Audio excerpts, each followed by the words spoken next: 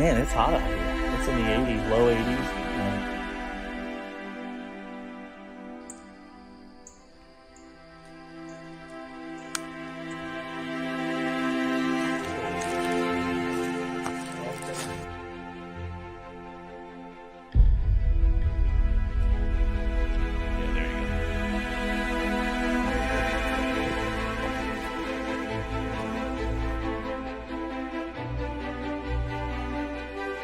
You gotta be kidding me.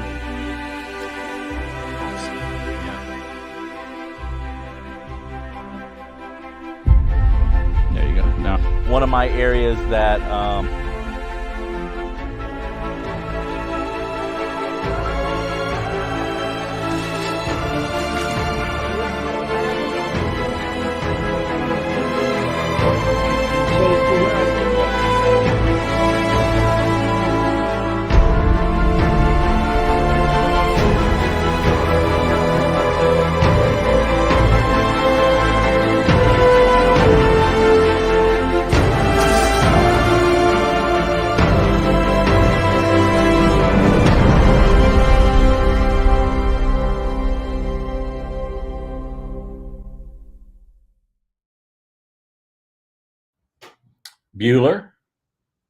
Bueller. Oh my Lord. I deserve it. Not doing a live every week. But guys, for those of you who rewatch the show from the top, I said I promised to get out in the field more, and that's what I've been doing. So I didn't want, even though I love it, I love doing these, I love being the talking head, but I needed to get out in the field more. So that's what I've done, and the result is 2 viewers. Oh wait, I got 13. I got 13.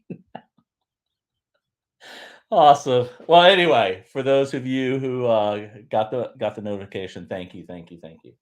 So I have started the Central Florida story. There are 4 chapters out, and I started kind of randomly, to tell you the truth. I started with the return of the Blair Witch charm. There was no reason to start there. It's just when the idea came to my wife to do this. Okay, it was Becky's idea that, hey, you should do you should start in chapters. So that just happened to be the next thing up, was me going back out and visiting Ron, and I think Max. Max Powers is in town that time, and I was going back to the swamp, so I took my kayak out to just kind of do that. And I know I got some static from some people, like they don't have power and they can't control you and all of that stuff. But I will tell you, it was a little creepy. I never brought it in the house, but I brought it home, and I treated it like it was art, like it was sculpture, and I hung it on the fence. But I will tell you, and I'm not even joking, every night that I walked out from the from the back, dining room, out the door to our Airstream, because it's wired all the time. So I work out there at night. I watch sports and do that thing. It's my man cave. Not once, and this is no exaggeration, did I not glance at the fence and get a weird feeling. And I told myself I am not going to be afraid in my own backyard. But I glanced at the fence as if, okay, I hung it on the fence on the other side like this, right? And I'm walking back here. I would glance at the fence exactly where that charm was hanging, knowing it was just on the other side of that 1/4-inch board. And I went, yeah, and I just walked in, closed the screen door real quick. And I'm not kidding. And I didn't say anything to Becky. And that's the reason why it stayed on the fence the whole month. I didn't want to say anything to my wife. But I tell you, about 2 weeks into it, she asked me if I was going to remove the charm. I said, why? What's going on? She goes, yeah, you got to get it out of here, and you got to get it out of here quick. I went, really? What's going on? And I don't want to, I don't want to get into it. But she'll come out here and bring my coffee to me that I left on the coffee pot. But she wanted it out of here. It was freaking her out. The whole, we have had moments where we met in photo school, and we have had moments where the professor who basically introduced us in mass communications and photojournalism class, while in a darkroom class, by the way. No, don't go there. But it was a darkroom class. The professor introduced us. Eventually, every one of his students, man, had a deep connection with this guy. He stayed in everybody's lives. He communicated with you and asked you how your careers were going, and we were both real close to him. We eventually got married, and then we stayed connected to him, and then he passed away. And when he passed away, Becky and I both, she was touched on the shoulder from behind when she was working, and I felt his presence in two totally different days at different times. I was in the back room and felt his presence and literally said, "Is that you, Mr. B?" Because his name was Mr. Bishop. So it's just really strange. And so evidently the charm was having those same effects on us. So I could see it through the board. I felt it staring at me. It was not threatening, but I could feel it. And Becky wanted it off the fence, and thank God I never brought it in the house. So anyway, we took it back with respect. I got a hold of everybody. They said put it in a box of salt and do all the special stuff, so I did. And there's been no problem, and been back to the campsite a couple times, and it's still there. It's still hanging in position, and a lot of us feel that it's a protection charm, that someone put it there in good spirits. So I don't know. I will tell you, I Googled the heck out of that image on every type of website imaginable and could not find. It's basically a Y stick inverted like this, and it was tied together at the Y's, creating a diamond. And the diamond was normally, I think it was God, godlike, and a positive light, but I don't know. So anyway, we decided to open the series there and get rid of the charm. And the reason why I started the series, the chapters, and then again 1, 2, 3, and 4 are up. I plan to continue those. I'm dealing with some issues on. There's a couple spots that I have that are real special, and I don't want to give away the spot until I'm done with them.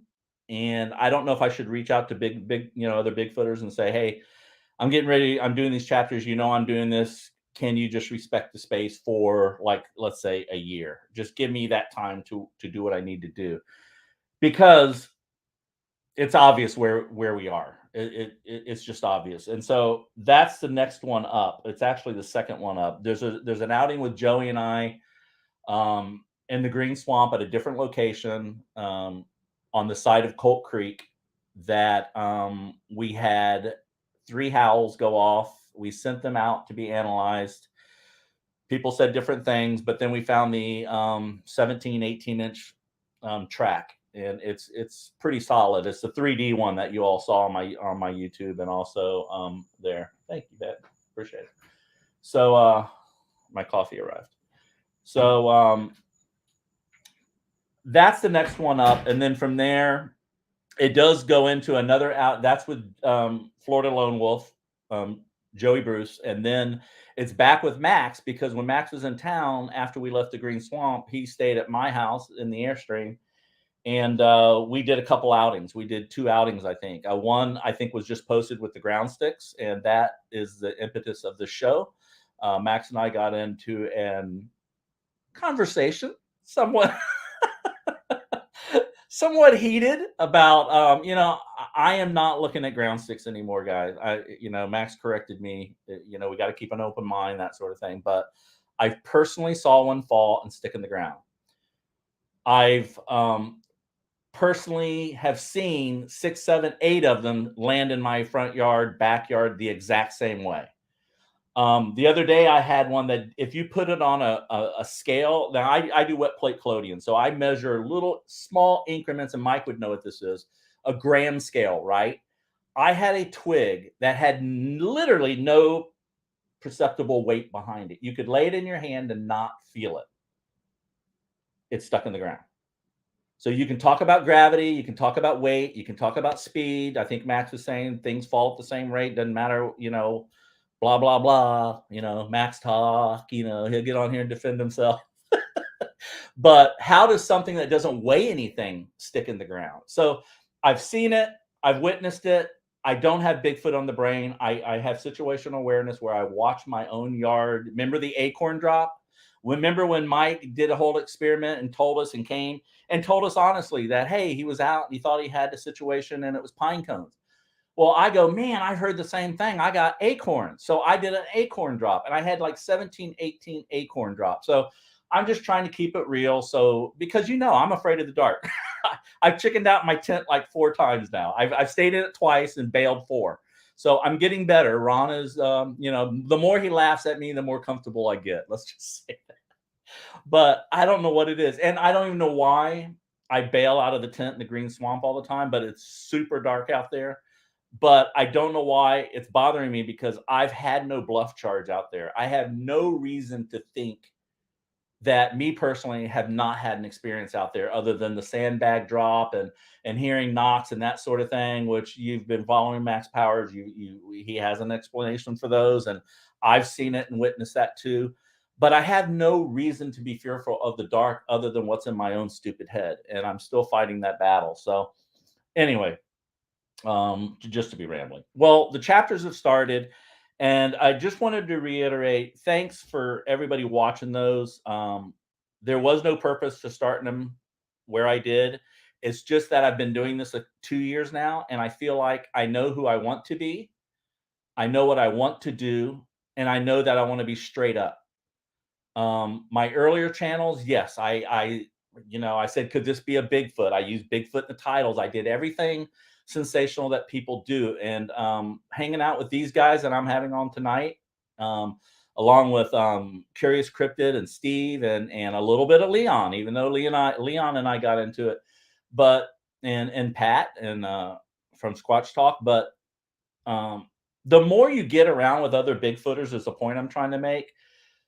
I think the more you'll find your voice or find the voice you want to be. And that is why I started the chapters now telling my story, because I think I can get it right.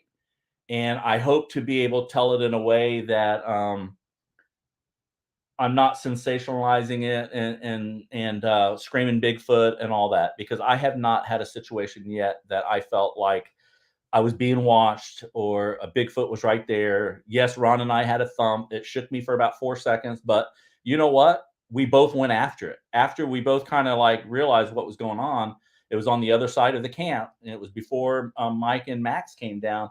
We went after it, and I was surprised at myself. But it wasn't that far away either. And I'm telling you guys, everything that people say about hearing thumps, it's really like that. It's like boom, and you stop and you freeze and you go, what the heck? What could make that? And then I've learned to start going through my head, what could make that, instead of saying, did you hear the Bigfoot? I don't do that anymore. So that's why I started the chapters. And I think I have a voice and I think I can tell it the way I want to tell it. There are some places I don't want to give up that or yet, I should say. I don't want to give up yet. And I'm afraid that if I mention them in chapter 6, which I think it airs, that people are just going to be disrespectful and go in there and mess it up for all of us. So I don't know. I don't know how to handle that. Maybe when these guys come on, they can tell me. But because some film is already cut and names are already mentioned and research has already been done. But guys, it's a good story. It's a good story of people being in an area for over 120 years. And I'm not saying there's a bunch of activity. Matter of fact, it was fairly quiet for the 120 years, but it's kind of a shut off place now. It's kind of protected and it's right under everybody's nose. So that's what's interesting about it. And I just hope that my friends that I've gone out with, a lot of people can just be respectful of it for a while and let me get a couple chapters out anyway on it. So tonight, it's about the first 4 chapters. I got 2 friends, Max and Mike, who have appeared in chapters 2, 3, and 4 at different times or together. And this was not planned this way, but of all the Bigfooters out there, these are the guys that have these are the guys that have shown me the way and show me how to think in the field and tools I can use in the field. And And Max, if you ever gone out with Max, he will beat you up with logic. I don't know if you caught it in the opening chapter 1 where I said, "Hey, there's an X across the river. I don't know if you all know that yet." And Max just storms over to the bank. He goes, "Hey Matt, which way do trees grow?" I went, "Up and down." Why? And I'm trying to ignore him. I went, "Oh shit, I'm getting a Max lecture," you know. And he goes, "Well, when they fall, they cross. Okay, get over it."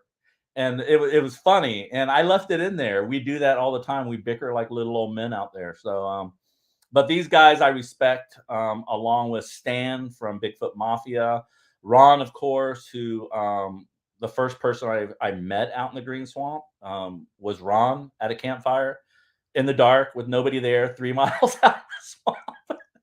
So kudos to me for showing up at that appointment when I will say it, Chris Connors bailed on me and stuck me with Ron, and it was the best thing that ever happened because I learned a lot from that guy. He knows the woods, and he's very straight up thinking guy. You know, that's a gator, that's a bird, it's a squirrel, it's an armadillo. Learn the sounds of the woods, Matt. Know the animals around you. So but these guys are just like Ron, and just like Stan, and Joey's in that mix, and I got a good circle of Bigfooters around me that really, just keep it real, and that's what I'm trying to do with this chapter in the series. And if it comes out like planned, I really do think that some evidence is going to show up, and I really do think we can either explain it or there's going to be that quintessential "this is unexplainable." And I hope to do my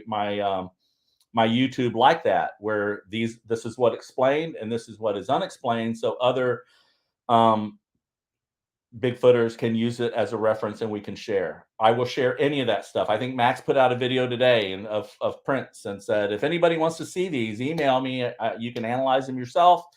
They look like something to me. They're definitely fascinating. Plus, he had activity, so he kind of was putting two together. Like, might want to start moving, but that sort of thing. And that's the kind of thinking these guys have showed me. So I appreciate them being here tonight. I can't thank them enough. And we're just going to talk to them. And they've both been to Florida this past spring. I started the title this one, "I Know What You Did Last Spring," but it kind of sounded like something went wrong. I didn't want to do that.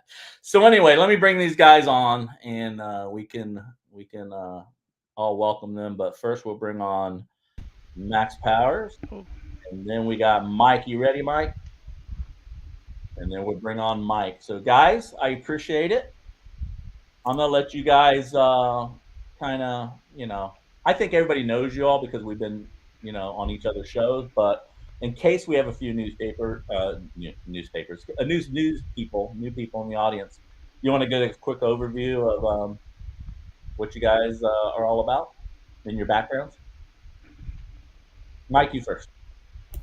Oh, I was age before beauty kind of thing, So I was going to let him go. He is the superstar. Am I really older than you? A little. I'm just beat up. So, I'm Mike, Tactical Bigfoot Research. I'm a podcast host with Christy London. We do Where's My Sage. I also do some investigations, and I apologize for the dogs. They've been sleeping, and of course now they want to start barking.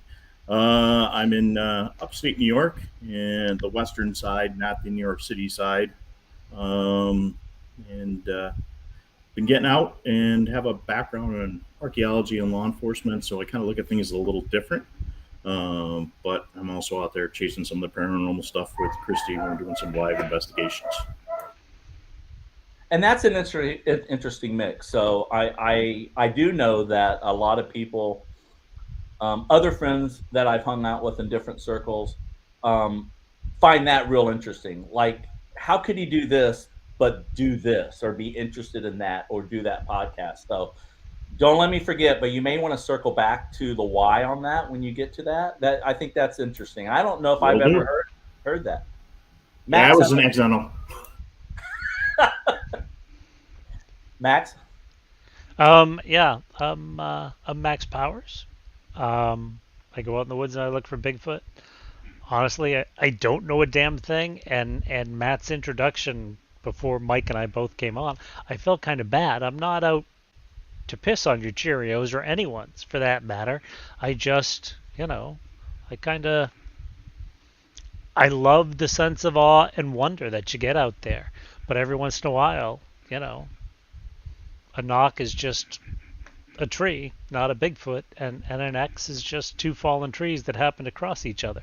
That doesn't mean that I don't believe in all that. That just means that there are multiple possibilities for anything. So that's who I am. That's what I'm about, and I irritate a lot of people. No, you really don't. And I had a text conversation with a friend today who basically was a little surprised that when certain information is shared that people can come right back out and say, oh, that's just a human print, or that's just a pine cone falling. And what do you say to that? I mean, because you want to be honest to your friends. I mean, you guys have done it to me. I've said, what is that? And you look at me like it's a bird, like, but, is there a way to be,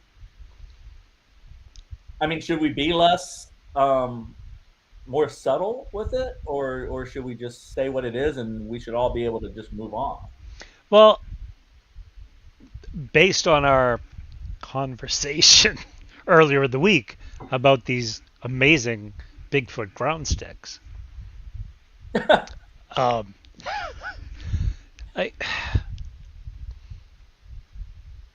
think we have to keep each other real, and I think there's that dose of reality we need to give each other without eliminating the possibility. There's yes and there's no, and then there's that middle ground and we can go there and we're still talking. We don't agree on that particular subject, but okay, that's a small thing. If we're walking through the woods, you'll walk by it, I'll stop and take a look. And if I don't see corroborating evidence, I'm going to run to catch up with you, So. I'm going to agree with Max. I mean, I live in the Northeast. Man, we get windstorms, we get snowstorms, we get ice storms. Stuff falls down all the time. But there is occasionally we see something and we go, why is that broken that way? And I mean, even on that day, Max and I stopped because why is this tree that's green busted in this area? Is there a hiker that went through? Is there a path that we missed? Is there big game that moved through? I mean, that's what you got to look for. I mean, it's the ability to talk as a group, as a family. There is no expert in this field. And if there is, come stand up in front of me because I want you to take me to the woods and show me where that thing is that we're out there. But we're a bunch of good friends going out and enjoying our time in the woods. And we're getting some interesting things. I mean, life is a journey. And, when I look at the pictures behind you, Matt, or what you take photos and stuff like that, the nature art's where you started. And so, you look at trees more than some of us, I don't, because, again, I'm in the Northeast. I just had back surgery. So for 2 years, I had 2 trees out front that I couldn't go out and cut down, and I was just too lazy to call somebody. So I used them as a science experiment. I watched how the limbs fell around those trees and step day by day looking at them and going, okay, this falls this way. The wind goes this way. I mean, that's the thing. So when you did that the other day, that was awesome putting that out. Now, is there stuff that we see? We talked to our friends up in the OP there, the Olympic Project guys, and what they've got with the nests and the documentation on that. Man, yeah. But, they've had primatologists, they've had archaeologists, they've had zoologists, they've had folks out there digging around that kind of stuff. But if there's a Boy Scout camp down the street or a survival school, you guys know I hang out with all those guys from Naked and Afraid. They're out there practicing their skills. Is there a bush camp thing somewhere nearby? Yeah, they're going to rock out that kind of stuff. So, I mean, again, we all got to support each other and we got to share what we have, because are we seeing what Max and I are seeing in the Northeast, or as he travels around the country, or you come up the coast up into Georgia or something like that, or I come down and visit you, what we see up north might not be what we see down south. But if we do see it, it's corroborating data. That's the kind of stuff that we got to put together. But for somebody to say they're an expert, unless I've got a tree surgeon that says, hey, yeah, this particular tree falls on this way. Like I said, you brought up earlier about the pine cones and the acorns. Man, that day I heard those pine cones ripping through the trees. I thought stuff was getting thrown at us. And then I'm like, wait a minute. Take 2 steps back. Listen to what's going on. And go look. But you got a 1.5 pound cone that's full of sap, and other nutrients hitting the ground from 50 foot up. It's going to make a hell of a thump on the ground as it rips through the tree. And you're, oh, it's a knock. Well, again, have I heard things that have gone, yeah, I don't know what that is, Yeah, and I mention this all the time. I'm sitting out here, and I don't know why our yard. I mean, I've had more or heard more noises in my backyard than I've heard at the camp on several nights. From squirrels jumping, landing on palm fronds, from acorns falling to, we have possums out here that burrow and under the dead palms. We have the signs that come up over here. We get the falling sticks that hit our roof. We get the occasional what got in our attic and is running across the board. So there's all sorts of things that happen, but I'm wondering, I literally make a mental note of that. And, so when it happens, when I'm out Bigfooting, I can compare notes. And I think my database in my head has gotten, because I've been doing that situational awareness and observing the sound of a pine cone, like you said, or the sound of an acorn hitting a roof, how it moves on the roof to how it hits the deck and rolls and then lands in the leaf litter. There's a distinct sound for all of those movements. And I picked up on it. And I think it's that sort of thing that, the Yoda training you got to go through to do that. So you guys have both. Yeah, I mean, you just lock yourself out and you're working on your skills and whether it's. I made a comment at camp with you guys that, hey, I think I said it in one of our videos. I went, hey, I've been working on my peripheral vision and testing it, and whenever I look, I can actually spot what I thought I saw and find it instantly. So what that means, and I do that in my yard or on a walk with my wife. And what that happens is if I think I see something in the woods, I don't have to say I think I saw something in the woods now. I know exactly where it is because I've tested it. I'm aware of how accurate it is. It sounds stupid, but that's the kind of stuff I do. But anyway. But again, you and I are city kids that were ending up out in the woods. So, we didn't have the pleasure, like our friend Max, getting to go out to the woods, as a youngster. We were out there. But as a city kid, you really pay attention to those kind of things. No. It took me to a lot longer to really say, okay, what am I listening to? I mean, with my handy dandy camera bag, it's simple and easy, and this is just on the table. I mean, I've got leaves on one side and I've got, animal tracks on the other. So I can go through and say, hey, what track is that? And I've got something to learn. And, my man Joey's in there from Western New York Bigfoot. He's down the street from me, going out and talking. There's a guy that's been out in the woods 30 years. He's been out there doing it a long time. And I've been there and watched, how people eat. Everybody works through and looks things differently. I mentioned to you guys when we were out there, and I think you got it in the film. It's like the garbage man is going to look at something different than the trained cop or, the painter, or you looking through a camera lens. You're looking through a box this way. And I explained this to an investigator the other day. He's a cinematographer by trade. How you look through, where you're framing your shot is one thing. Yeah. But you get somebody like a chef that's going to smell the scents, or a florist that's going to smell those different things in the air. They're going to pick on everything. So we always have to take and listen to who we're out with or who has that experience, because those little nuances are what folks miss. I'm not going to listen to him because this is what he does. You know what? If that guy's out in the woods all the time, 3 o'clock in the morning, he's the newspaper guy. He's the only one generally on the road, except for, the factory worker going to work at 4 in the morning or something like that. They know what cars are out there. If I hear from somebody saying, at this time I drive the same piece of road, or I walk the same way, that's why you really got to take a look and listen to everybody when you're taking their stuff in, because it's all different. So again, how long I run Google Lens on my thing, if I'm going to take your stamp or whatever, for using a trade name, but I use it all the time to identify plants. I'm not a horticulturist, Right. I'm not a plant specialist. Yeah. I think YouTube's okay with that because they own them, but Yeah. I wouldn't worry about copyright infringements. But yeah, that's true. It's the reference material, and I learned a lot of great apps from you guys. Matt, you showed me the bird app. Mike, you showed Mike me that. showed me the bird app. Well, all right. Well, so I learned it from you, sometimes vicariously through Matt. But those are great things to have at your disposal.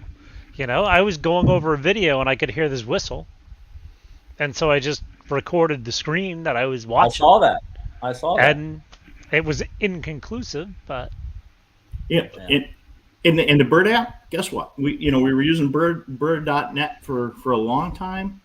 Now the sister program to it is Merlin, and Merlin's live listening. You hit record, and it literally is sending flashes on your screen, letting you know it's identified the bird as you're going. So you can stop the app, look and see what bird it is, but you have that visual thing going. You can look and see what's low, what's high, because did you hear that knock? Did you miss it? And now you've got a recording of it you can save for later. And that's the Merlin. It's still Cornell. It's just a sister app to the whole thing, instead of having to hit the analyze button and everything else. And I used it this morning. I was just out for a short walk, and it was like, just as I'm going along, boom, the American robin. This is here. This is, So I mean, the apps are great. I mean, you're burning your phone up, but I mean, it's. Yeah, and I've already seen the discussion that we're having tonight pay off and spread a little bit for other people. Like Sasquatch Wizard Adirondacks is trying some things now that I like. When I discovered that you could hold an iPhone up to a FLIR and double the image. Now I'm working on the right mount for that, so it could be done like 100% and be on a tripod, because a lot of the little Scouts don't come with a tripod mount to them, which is a big mistake. But I've seen people in their videos using the bird app. I've seen people doing some things that we have shared. I've seen people when they're looking at tracks, keeping their camera up. And the one thing that, if anyone catches on to one thing I'm doing in part 1 through 4, and I've been doing it before, but if anyone puts it in chat, the biggest takeaway from how I'm filming, I have to do something. I have to, I don't know. I'll find something. But if anyone can put it in there, what I'm doing, and I've given it away about 5 times here, so yeah. So you guys, you're both up in the great. I'm not even gonna go there. You guys are both. Do people still do that? Yes. Hey, I even switched cameras. I put my Nikon down for this thing. Yeah. No, that's not fair. And you had a video that I was trying to find of myself, and I could not find it. But check your Facebook chat. I think that's where I sent it to you. And I emailed it. Yeah, and I emailed it to you too. Okay, I'll I think he conveniently lost it. Yeah, I could easily find it. Yeah. Okay. It's on this machine. If you want to email it to me. The only one I had was when I was setting up Max, and he was shooting. Actually, we were shooting a heron, I think, and I did a clip of you making it look like you were the alligator hunter. And Max immediately sent me an email. I was shooting something else, and he was dead. Like, came at me. I was photographing a bird. I wish I had that clip, man. If I had that clip, I would totally Oh, wow. Oh goodness. Oh, Max Powers, alligator hunter. They were all over. I mean, that's a Oh cool my job God. too, you know? Yeah, that was funny. Crocodile Dundee, alligator Powers, whatever. Yeah, and I had one of Mike when he got stuck on the log, and I left it out of the film. That was very noble of me, but it was going to be your intro video, and it shows you on the log, and the whole time you're going. you put me in a little kid's kayak, and I'm not a little guy. Oh my God, that was hysterical. We had a good time. Okay, so you guys, you were a trooper to make it through that, Mike, because that was a tough trip. No, the water was normally here, and it was like here. It was Ron's wife's kayak, we should say, and she's like 5'1" and probably weighs 103 pounds, and it fits her perfectly. And that was the kayak that Mike got to use. And Mike's a big guy. I thought a couple of times it was going down. I thought it was sick. And so here's this guy sniffing his kneecaps, trying to paddle in this, kiddie boat. And he sucked it up for, it wasn't an hour. We were going out for an hour. Like 6 hours later, we were still out there. I made a joke about that, and Ron took it wrong. And I was just making, it was my unprepared. I don't know what I've been doing. I got gear on the brain, and like I've said all along, when people come out, I like to document you guys visiting. So I try to be the journalist. I step into that photojournalist role. And I went out with no water, again, which I thought was going to be like a 2-hour trip. And I said something like that to Ron. He goes, well, did I ruin y'all's day? And no, it had nothing to do with that. That was a hell of a day. I just didn't take a lunch. I didn't take a water. And, I look over, and Ron not only had a nap, but he had lunch and beverages. And we're all like I'm going, oh, wait, my dry bag. I think I got snacks. And I open it up, and all this is like a pocket watch, a compass, and some. Well, I don't even know why they were in a dry bag. It had nothing to do with a dry bag. Well, the following day or weekend, I go out with Stan. And we went down a trail, drove quite a ways, got out, and walked in a brand new area we've never been in. I thought we were just going to walk out to the field, scan the wood line, and walk back. Stan, just like Ron, takes off. And I'm going, about halfway through, I went, oh, no, I don't have water again. And it turned out to be like a 4-mile hike. So that's on me. It has nothing to do with Stan, has nothing to do with Ron. I think I need to buy a bladder to go on, But it's certain people like that. You have to know. Be prepared. It's a Boy Scout thing. I don't know, but man, oh man, when you're out with Ron and suddenly he's like, oh, look at that. Oh, I think that's Bigfoot scat. That's a footprint right there. Something's been eating this. Let's camp here. and you're going, oh, I didn't bring my hammock. Sleep on the ground. Just sleep on the ground. And he would. Yeah, we'll just sit right here for the next 14 hours. I mean, in some people's defense, we didn't have a full, Food Network kitchen available out on a kayak for somebody to cook. Oh, I have video of that too. But I should have packed some leftovers for you all. I'm sorry. Yeah, that pork loin would have been wonderful out there. These sandwiches, oh my God. Hey, we've ignored the chat. I don't know if you guys watching it, but I wanted to let's scroll back. Cindy and Fasterman, appreciate it. Grasshopper, Media Palace. Hey, we need to hook up with him. Christy's in, your partner, Mike. Christy's in. She even said you're a trooper. I don't know why she says that. Probably for being in that little kayak.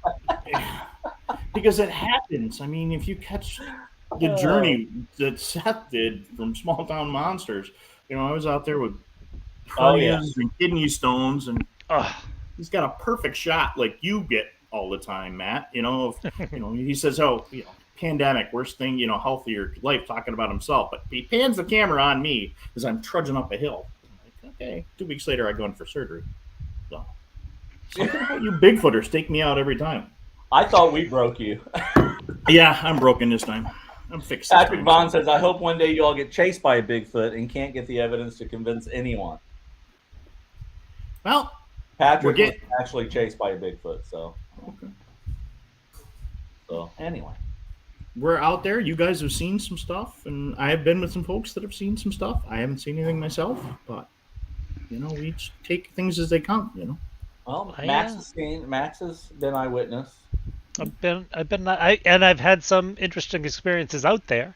I didn't get to see them, which is good because I don't know. It would have scared the crap out of me. The experiences I've had, if I could have made that connection. Yeah. Well, we got Ida in the house. We got Cindy, JD, Debbie Meadows. Is that Debbie? I'm not sure. Remember Debbie? Debbie Meadows, dude. You remember? Yeah. Yeah, she's the one who. You were talking about? No, that's no. Deborah. That was Deborah. Right, but that's not who this is. Right. Okay, I want to make sure. No, I was just kind of stalling for you to remember.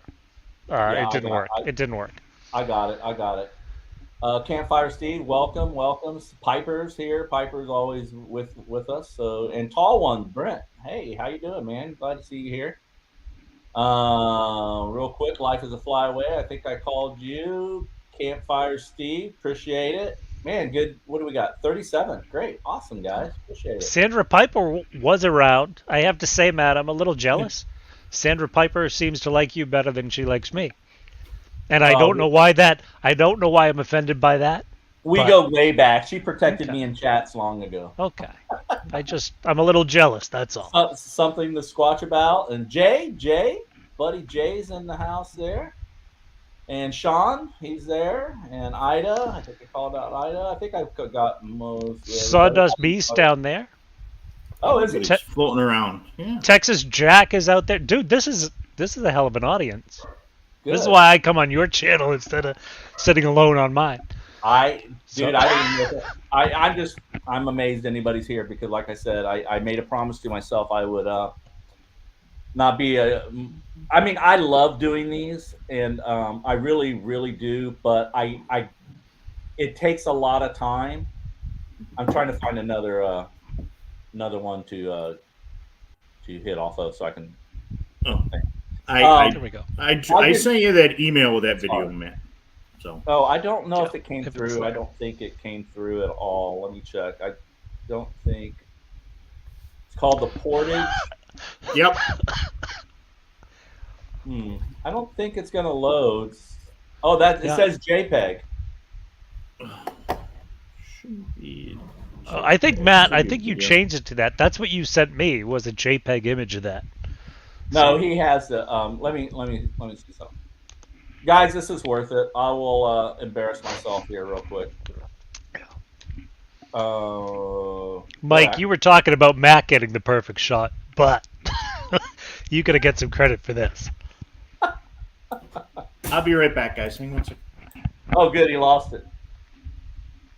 I've totally lost my YouTube feed now. I'm still on, though, right? You're still on. I can see you. Okay, there it is. So anyway, the day on the portage video, on the kayak one, where we all did the portage and moved, I was running 2 cameras, maybe 3. Ron was taking a nap and preparing his second meal. And Max, you were... I want to see this. So anyway... if he doesn't have it, I'll bring it up on my screen. I just don't have both going. Yeah, you can bring it up on your screen. That'd be easier. Yeah, well, give me 1 second to chase it down. So. Because what happened was, I went to get in. Is Ron watching? I think Ron pulled my kayak out from under me is what happened. I hope the hell he did. I think that'd be great. I mean, I liked Ron before, but I really like him now. Yeah, it was funny. It was funny. While you're looking for that one, I don't know what this one is. That is no joke, people. Oh, this is the portage. We had the portage because of the total blockage. See all the room in my I kayak? just want to say that Max Powers, man, he is a beast. He's been leading this trip the whole way. Soundbite for your channel there.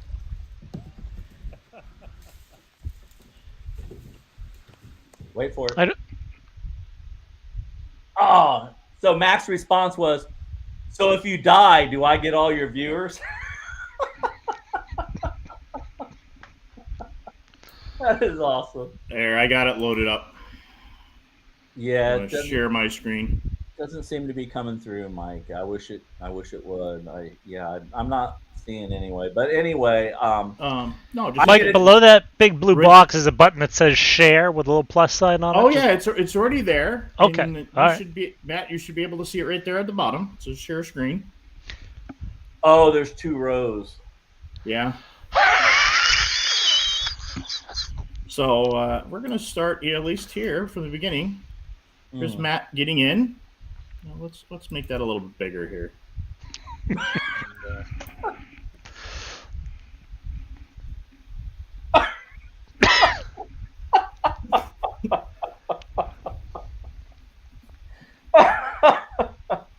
And I wish I was using a gimbal. Oops. All I have is water.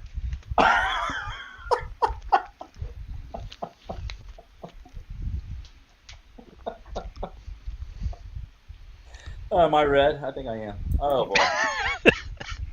Whew. Yeah. I'm just glad there wasn't an alligator. I did put together while we're talking. I did throw together just some.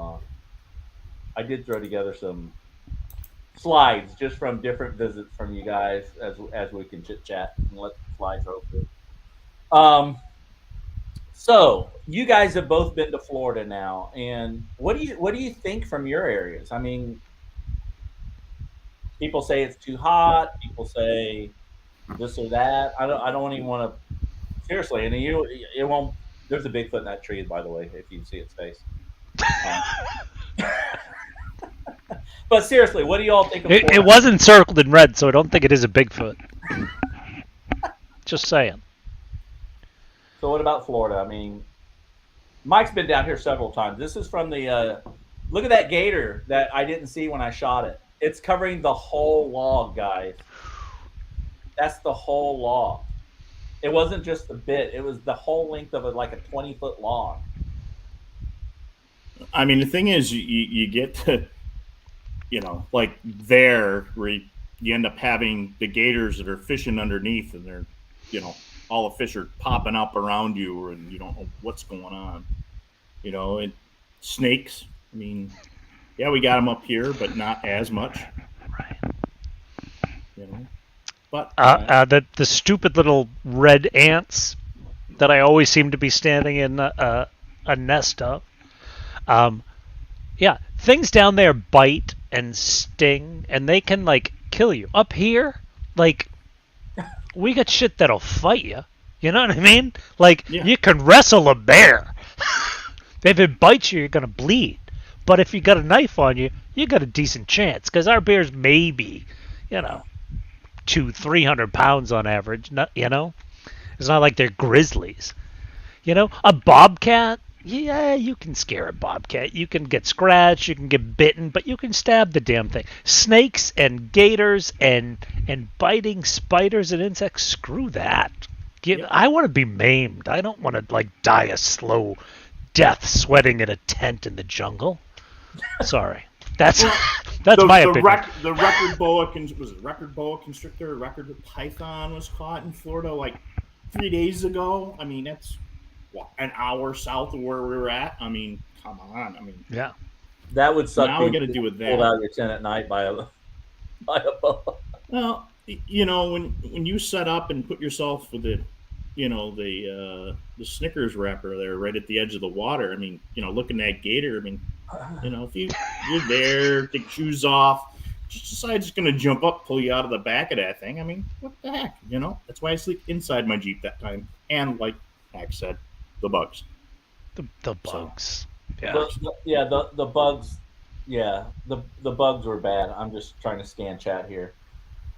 I had a couple leadaways.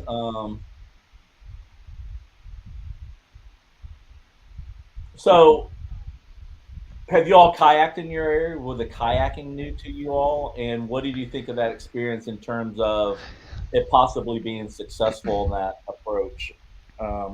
You all know my opinion on it, but It makes more sense down there.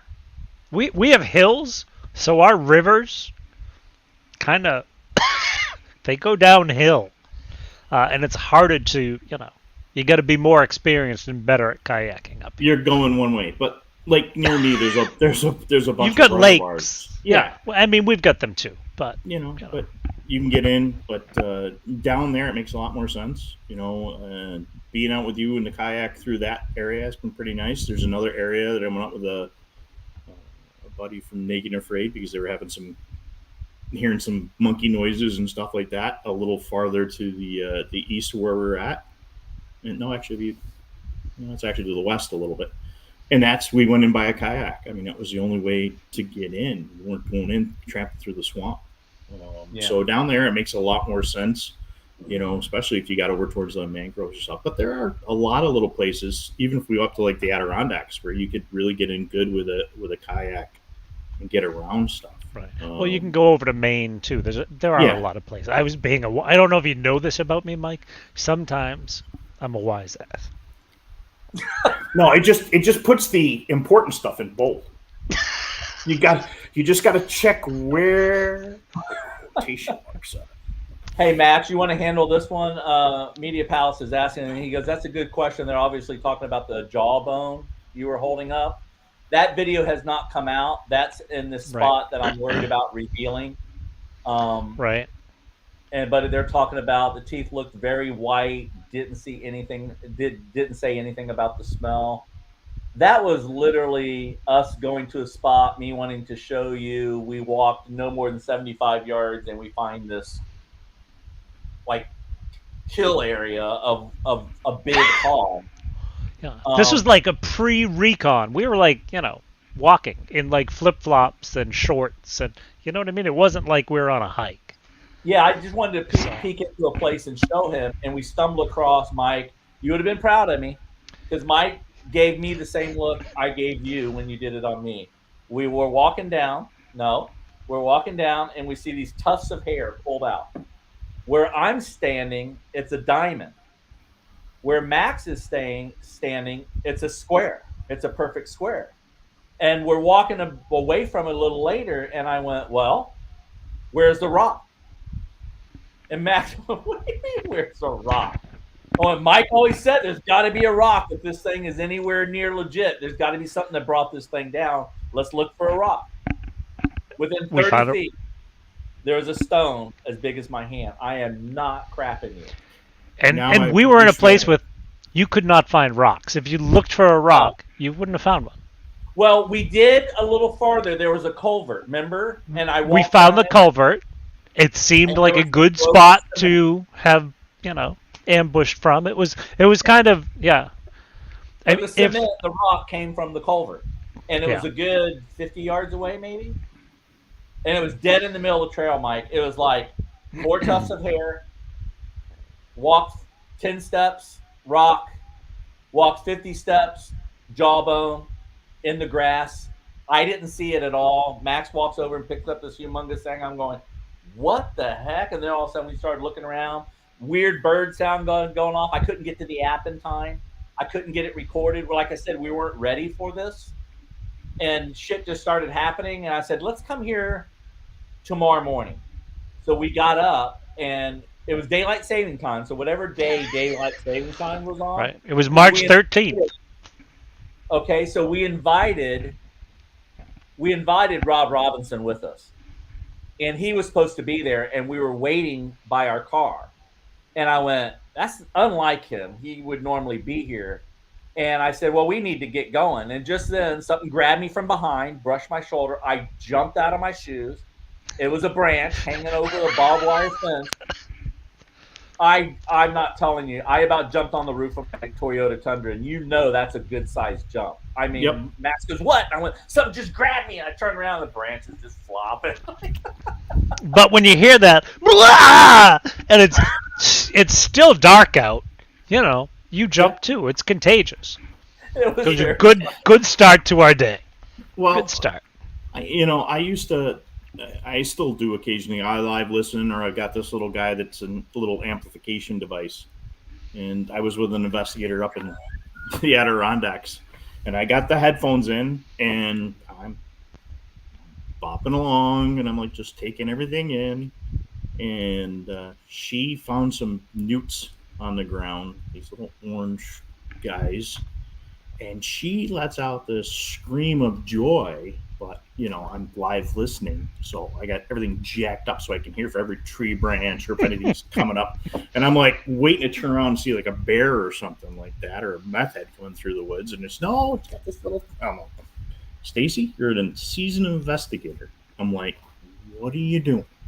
So I kind of stopped live listening with both ears so I could hear. But I mean, those little screams, yeah, you don't know what you're gonna pop up on.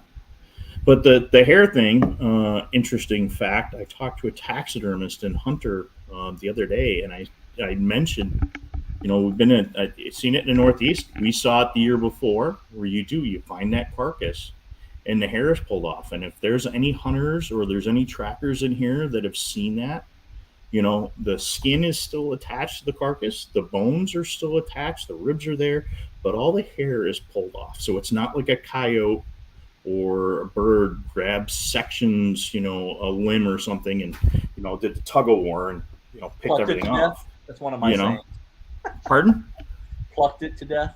Yeah, plucked it to death. I mean, that's just it. And I said, hey, have you seen this where you have the carcass with everything attached in a hog zone, plenty of fresh hog side, and we have one up here in New York, and you've got a brush pile.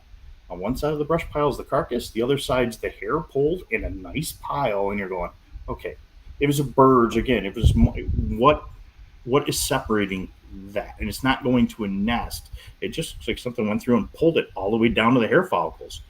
That's something you got to go, all right, we really need to take that and put it down. And then, like, you guys picked up that jawbone just like we did the year before.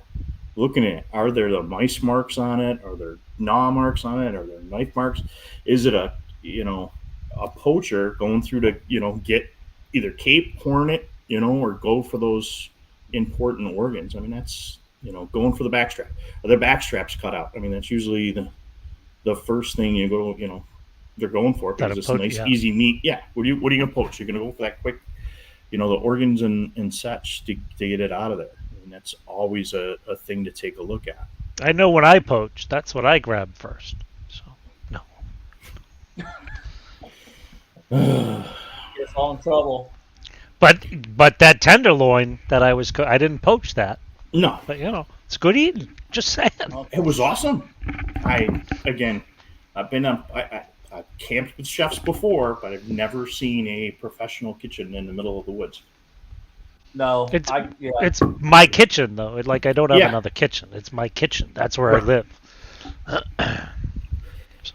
Okay, I was going to ask you all what's different about Florida. You already answered. What do you like, hate? You mentioned bugs. You already pretty much answered that. I wanted to hear what you guys had. What do you all?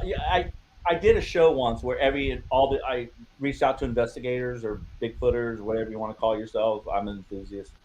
And gave everyone 10 minutes to tell me what they're doing, like what's on your plate, what's coming up, get people interested, and maybe follow your channels. And Mike, it may be a good opportunity to go into the paranormal side because, you're one of those guys. It's the most level-headed investigator. Like you look at all the crime scene evidence as if it was you work with officers and you're in that training mode. But then you have this whole other left right brain side where you do the paranormal. So maybe what do you have coming up, and tell us how you balance those. Well, I've been down for the last couple of months for some surgery, so we're getting back out again soon. I do that podcast with Christy London, and we do the investigation together. So when I originally got into Bigfooting, I got in with Steve Coles, a Squatch detective, and he brought me on with a team of investigators doing everything. We had everything from a ufologist to a couple of mediums and Steve, and we were doing paranormal investigations, which led me to a haunted location in Western New York, haunted Hinsdale House, which if you're up in Western New York and it's the southern tier, it's a creepy place. It's been featured on a whole bunch of different shows. And while I was sitting there doing my debunk what's going on, oh, somebody's feeling this, somebody's feeling that. So I've got the thermal camera out, I've got my seek, which has got, for contractors. So it's got all the different heat variables.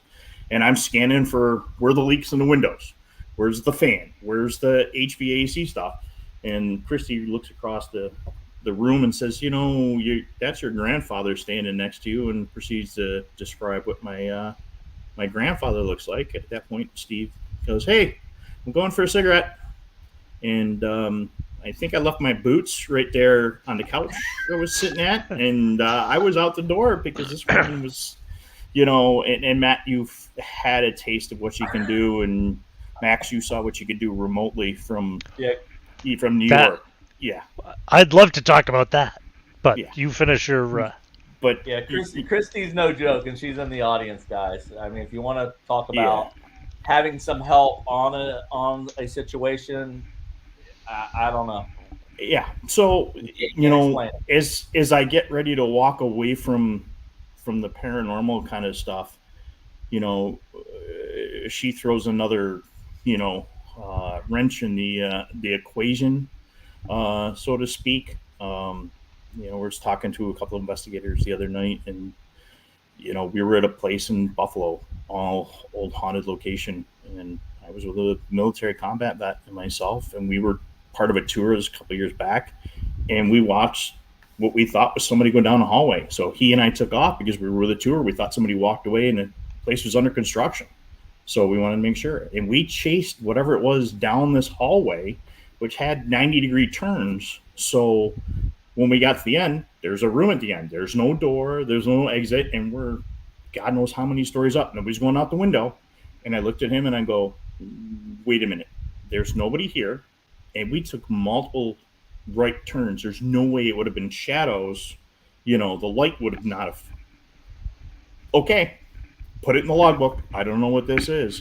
As we came back into the room, somebody had a whole bunch of weird anomalies, in the photos, So you look at that stuff and go, I can't understand that. Or you're in a location and you, like I said, you feel like something's touching the side of your head and you're like, there's no cobwebs, can't find the air conditioning, the room's sealed, house is built in the 1800s. There's my crazy partner. So, I mean, you just got to take that stuff and you got to log it down.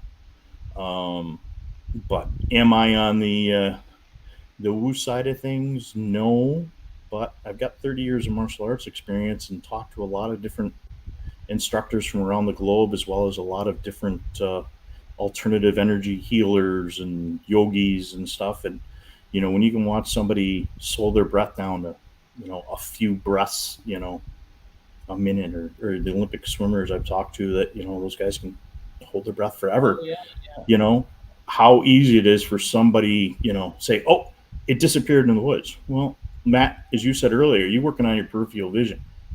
We notice most of our movement on our peripheral vision. If it stops dead in its tracks, and I've watched deer do it and everything else, the color combination is just right. Get that color wheel out, guys, and look and see where things are. I mean, that's always where I'm looking to see how we can break things down. You guys have always seen me, Matt. You showed a lot of times, a lot of different color stuff. I mean, right now I'm working on a UV study with Doug Hychek, and we're trying to analyze some hair, and actually finally got to a good taxidermist who's supposed to be helping me out, get me some good samples. But Doug's doing his Legends Meet Science 2 coming up, and there's some DNA stuff that's going to be coming out with some of the hair samples we got. But using different color lights is a big thing I'm pushing, is because you're going to see things in different locations. You're going to see different plant life, and the whole thing, the structure of, oh, there's a print here, but it disappeared. Again, grab a tape measure, grab your paracord. Like I said, carry one small little bag with me when I go in the woods, and a little paper tape, the little cloth tape, a little 6-footer. Tack that down on the ground. You have those pictures with those flags. I'm really pushing this stuff, guys. Find that print. Find that piece of evidence. Draw yourself a big circle, 6-foot circle. Even if that doesn't work, get yourself 10 foot of paracord. Again, stuff I keep all the time with me. Have a set note. Make those circles. That's where you're going to find that thing. Like you guys said, well, we found the hair. We did a circle 10 foot away. We found that rock. Well, guess what? You can measure up 6 foot and see what's broken and find the direction of travel of what those animals are doing, or that person that went through there when you say, oh, I saw something big walk on 2 feet. Was it a hunter in a ghillie suit if you're up here in the Northeast, or even down there? The kids playing paintball. That's looking for those little things, and documenting is my big push for the year. As we get ready to come back in, I got some speaking engagements here in the Northeast that I'll be doing. But the big thing is working on the UV hair study, and not all Bigfoot. I want to look at bear hair, raccoon hair, possum. Because we want to see right now. The suspected hair of these guys we got out of Minnesota that have been shared with me. It does this funky pink, almost like you're looking like down through a fiber optic, because the medulla. And if you go to Doug's website, he's got some of the information, or I can get some of that data out to you. Then, and Jeff Harding has been kind of giving a little of that info out. He's kind of Doug's buddy there up in Minnesota, so he's seen some of this stuff up close. I don't have the samples in front of me, but I reached out to him because he's a video specialist, and again, if you ever get us down with Doug, don't talk about Bigfoot stuff. Ask him about all the other crazy stuff the man has invented. It really, it'll spin you right up. But just get to know your nature. And that's my big thing, is education this year, is getting folks to educate, get kids involved in learning about the woods, nature, the whole bit. So, well, and I will let people know, when I had the 3rd video done, or it may have been the 4th one, I reached out to Mike. I said, okay, how is my plan coming along? What do you think? Just give it to me. Be honest, straight up. And I liked your response, Mike, because it was just like, just get out, enjoy nature, and document what you're doing. And don't just have Bigfoot on the brain, but, be out in the woods, and also shoot everything else. Build your catalog of known animals and that sort of thing, which I've been doing. In the video that's coming up, you'll see Max and I tracking a wild heron that could have killed us. Well, that's when he was. I made it look like he was shooting an alligator, but he was actually. I was telling him your story about documenting everything out in a couple areas, and I tell you, it does help, because again, when you see something, hear something, knowing what blends where, it does help you become stronger each time you go out. You're a little better at your knowledge and that sort of thing. Well, so, you've really pushed documentation. So, like I said, I used to carry a Nikon with a big lens. It's great. I could do 30 frames a second with it. But running this thing with 4K, and running video and being able to pull the stills from that, it is becoming a game changer, because you're like, well, what was before it? What was after that? My big push on these folks putting the trail cam stuff out, and it's something I picked up from Steve a long time ago, is where's the stuff? Oh, it came from a channel, but it's all been cropped out. Well, there's just too much data. Yeah. Get all the data, folks. That's the big thing. What was the day of the year? What was the time of year? Like you said, you guys, it's the 13th, March 13th. We know that was, the switch over. But you can go back and look at those weather conditions. You can look at the solar conditions. There's so much stuff that can be put in, because you know what? When you go back and look at those historical sightings, and if you go to Bigfoot Maps or some of the other apps that are out there, or Matt's, Moneymakers, BFROs, you've got some of that stuff. But there's a lot of historical data that's back in your museums, and getting into the museums, getting off the couch and getting away from the internet and getting back to the old paper stuff is really where you're going to find some of that historical stuff that's there. Yeah. And that's what I've been doing with Fewer Lives. So, Max, what do you got coming up? You want to do science too, or anything exciting like Mike's got going on? First thing I'm doing is getting my videos out. My computer died a year ago, so I haven't been putting videos up, and I have all this backload of long trips, like month-long trips, looking for Bigfoot, not just a weekend out or what have you. So I'm trying to get all that stuff up and out, and I'm trying to. A year ago, I was a different person, or a year and a half ago, I was a very different person out in the woods. I was a lot more excitable. I was less interested in the science end of things, and so what you're going to see on my channel coming up is this progression of this goofy, gullible guy who knows they're out there to someone who's more trying to fine-tune it and figure out what's out there. And the little tools like the Bird app and the Google, whatever it is, shots. Google shots. You want to do shots? Matt, Lens. say gimbal. Yeah. No. No. I just have water next to me, so. Oh, crap. Wait. Oh. But Mine's all those little tools and simple reasoning skills, that's what I'm concentrating on. But last summer I had a really interesting experience. I was up in the woods for months at a time, and I get to hang out with people in an experimental forest. And I get to know them. You'd bump into them on a fairly regular basis, and they get to know what I was doing out there. And if I had a question, because there was that rapport that was built over time, I could ask them questions. So we've got, I've got opinions on tree structures and what's not a tree structure, and what's pine beetle damage, and what blight in soil will do to trees that will make them fall in funny directions and things like that. So I'll be putting all that stuff together, and hopefully that'll be good. And then, then I'll be headed back out to do the same thing, to sit in the woods and document. But hopefully the documentation will be much better this time. I learned a lot about what not to do. If anyone out there has any files or what have you, don't trust the cloud. Back it up to your own little hard drive. If you want to put it in a Faraday cage and have people think you're crazy, I highly recommend that, because I've lost a ton of stuff.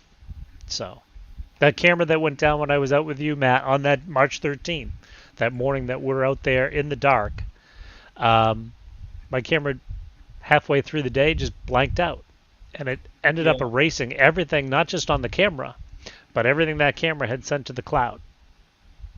Which included that was at my original research site, and that included me going over the whole thing of what happened, because the nest was still there. Right here where this was shot was still there, and I was able to get into it and show you the line of sight and everything. So you're telling me all that's gone? All that's gone. All that's gone. Okay. Nice job, Max. Yeah. Well, half of it's gone. Anything I filmed on that camera. Anything I filmed on the other camera. That is strange. Okay, so we got Donald Fuller asking, CFB, I hear there's a questionable researcher working the green swamp talking about people being found with their heads missing, smearing it in Bigfoot sauce. Nah. I haven't heard anything like that. No. Florida Lone Wolf, Joey Bruce asks, we've been out with Joey. Joey's going to be on, I think, the very next video when Joey and I found the huge print, and we have the howl, 3 howls caught that we incessantly kept talking over. and I sent it sent it to Beast TV, Mark, and he goes, we have a thing, it's kind of like a micism. When you hear something, we stop walking, and we stopped talking. Because Joey and I were going, did you hear that? No, did you hear that? Oh my God, that wasn't a wolf. Woo! We go, did you hear that? We're like talking all through it. And then finally we both said, and then you hear it go, and it was like, okay. And so he was able to do it. So we have a nice reading of that. He has it on a spectrograph for us. 30 minutes prior to that, or no, about an hour after that is where we found the print going off trail about 40 yards to the river. And it was a crazy day. It was kind of weird out in that area, a different feeling than I had felt before. So again, I've been researching coyote sounds. Coyotes away, young away from the pack. I know there's different sounds for that. I know there's a call back to it. I've been researching all those calls, like the owl that happened to me that day. I have not heard this particular one. So I've sent it to 3 people. One says coyote, another says possible Bigfoot, third one's undetermined, which is interesting to me.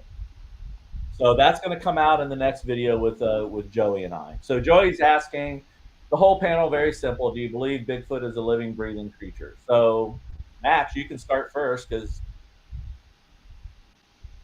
you had. I do. I don't think he walks through portals. I don't think that half of the stuff that the Bigfoot world has latched onto as like Bigfoot, I don't know, lore, not just lore, but they say that's what Bigfoot does. I think most of that stuff is bunk. I think there are other explanations for it, and I think that we really just have to dig and find the truth. So, like the ground sticks, yes, they do fall. That's a hard nut for me to swallow, Matt, but you've seen it, you've filmed it, so I have to kind of take that. And there's those kind of things that we as Bigfooters have to do. So that is going to relate to, I believe, us finding that all this other stuff is just superfluous things that happen elsewhere, in the wilds, and that this thing is a living, breathing, I think possibly based on seeing it, relic hominid. I don't think it's gonna be jumping through portals or piloting UFOs. Sorry. End rant. Mike? Well, I haven't seen one personally, but those that I've been in the woods with and been up close and personal when they've told me their story, again, I'm following right along Max and his line, because I've heard his story. I've heard a couple other people that are in our chat and been in the woods and been to the location where they had their sighting. And the more research I do historically, I'm talking pre-internet, I'm talking pre-Gimlin stuff, there's a people that were here before. And you know what? I wouldn't want to be around us. And is there stuff there? I tell folks all the time, get yourself a cheap $29 security camera, put it in your window, and watch the wildlife. Because if they don't know you're there and you're watching remotely, they're acting totally different than when you and I are standing there. And put it on. Don't put it, on, the whole camera on the tree and everything. I listened to Cliff the other day say something about to Seth on they're talking about, hey, get your camera, put it on already, man-made objects, like power poles. And that's the whole power thing. Yeah, I heard that too. That's very logical to me. And that's folks that I've heard get more stuff. They're putting their cameras on their trailers or on their car tires or something. It makes a lot more sense. It doesn't stick out. We notice stuff in our own yard if you pay attention. That's the whole big thing is there. So, and again, looking at the lights and the IR and everything else and really going at it. Yes, Christy, I do think it's a living, breathing creature. I've also talked to scientists about, let's go back in our DNA and other primates and really look at what features they have. Max, you and I had that talk on the river or the creek or that small drink of water. That's just it. You look at a slow loris, it has red eye shine. It's poisonous. It's a primate. Lemurs have fingers. You know, you look at sea otters, they have little pockets to keep their rocks in so they can break their clams. Nature has a way of doing things, and we're not top on the food chain. You know, how many people know what the skin color of polar bear is? It's black, it's not white, and their hair is clear. I mean, these are all little things. You got to look back at the DNA record, at the animal record, and see what other animals can do, what they can do. Go study what an octopus can do for 4 hours. You'll be mesmerized on what an octopus can do. Right. I've heard you talk about that before. So as Bigfooters then, guys, so Joey, to answer your question, I mean, I'm in the flesh and blood camp too. I think I've told, I had a couple of conversations with a lot of people from, you know, Tim T to Chris Connors to Max to Mike and stuff like that. But if I start getting to a point where my research is pointing to heavy paranormal or portals or aliens or something that is, you know, you're unable to defend yourself against, I'm done. But the chapters will just end. I have no desire to chase anything else. You know, my background's archaeology too. My point about the corridor is I'm tired of hearing people say that Bigfoot cannot exist in Florida in a 1 mile corridor that goes 38 miles into a bigger forest that goes even bigger up the state into the Ocala National Forest. And Max and I tried to transgress 1/4 mile and ended up being embarrassed. I mean, we got schooled in the jungle. I mean, and I was leading that day, and I haven't led us wrong yet. That day, I don't know what happened. I mean, I was a couple things is I didn't take water, and we were hitting 9,000 steps. And again, I walked out on that morning hike with no water. We didn't get back to the car until 2 o'clock. So I was already in a panicking mode, not wanting to tell Max, which is another embarrassment of mine. I don't like to... Because I had plenty of water, jackass. Because he had plenty of water. And I didn't want to tell him, oh, shit, I left the cooler at the truck thinking we were going out for 2-3 hours. We'll come back. And, you know, that's what I did with Tim T and that group, you know, early on in my first year is that we would have a water with us. I don't know why I quit carrying it, but we'd go out, come back, and everyone guzzle forth at, you know, 4 bottles of Gatorade or whatever. But I got caught without water that day, so I don't know what the heck's going on with me.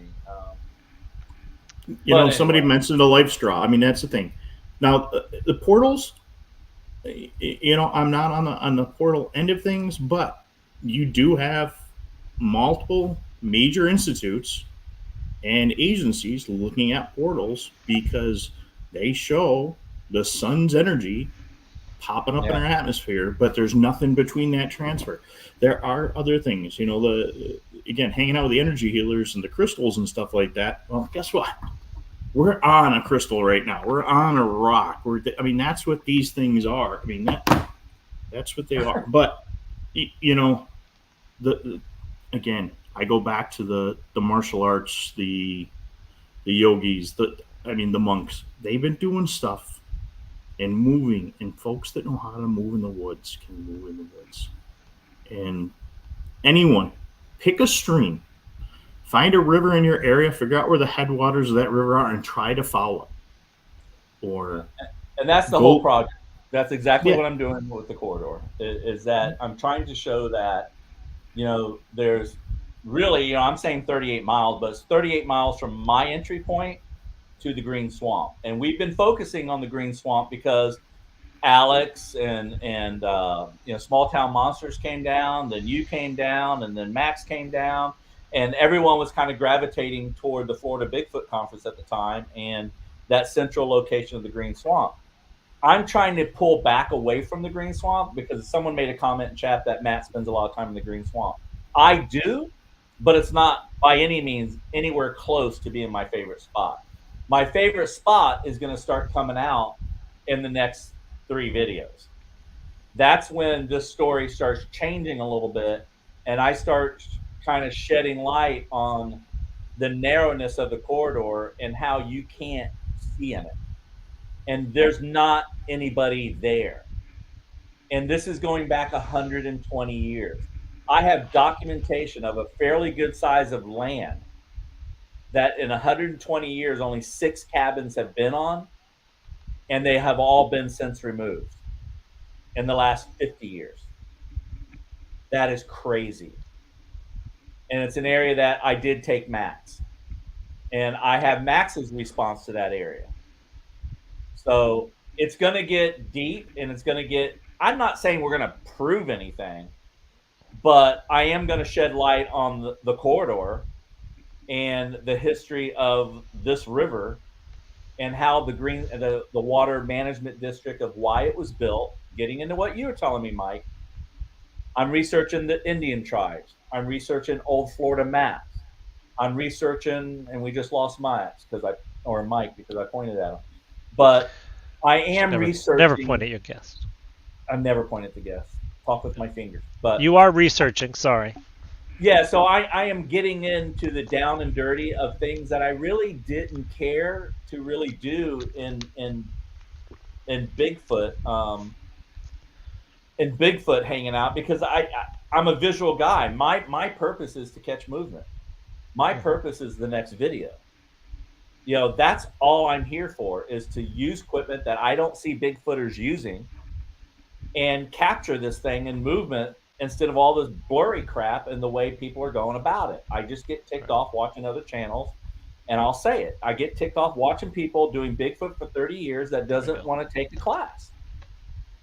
You know, that won't take a camera class, that won't make any steps to be successful out there. And so, and I will tell you guys, I asked a question, what am I doing in the first 4 videos that is a little different? And I'll tell you, what I'm doing is look at my camera and where it's pointed. Even if I stop and talk to Max, if I stop and talk to Mike, if we're doing a kayak circle and we're all having a conversation, tell me what my camera's doing and what I'm focusing on. Because I'm always focusing on the wood line. And nobody is doing that. They're having group.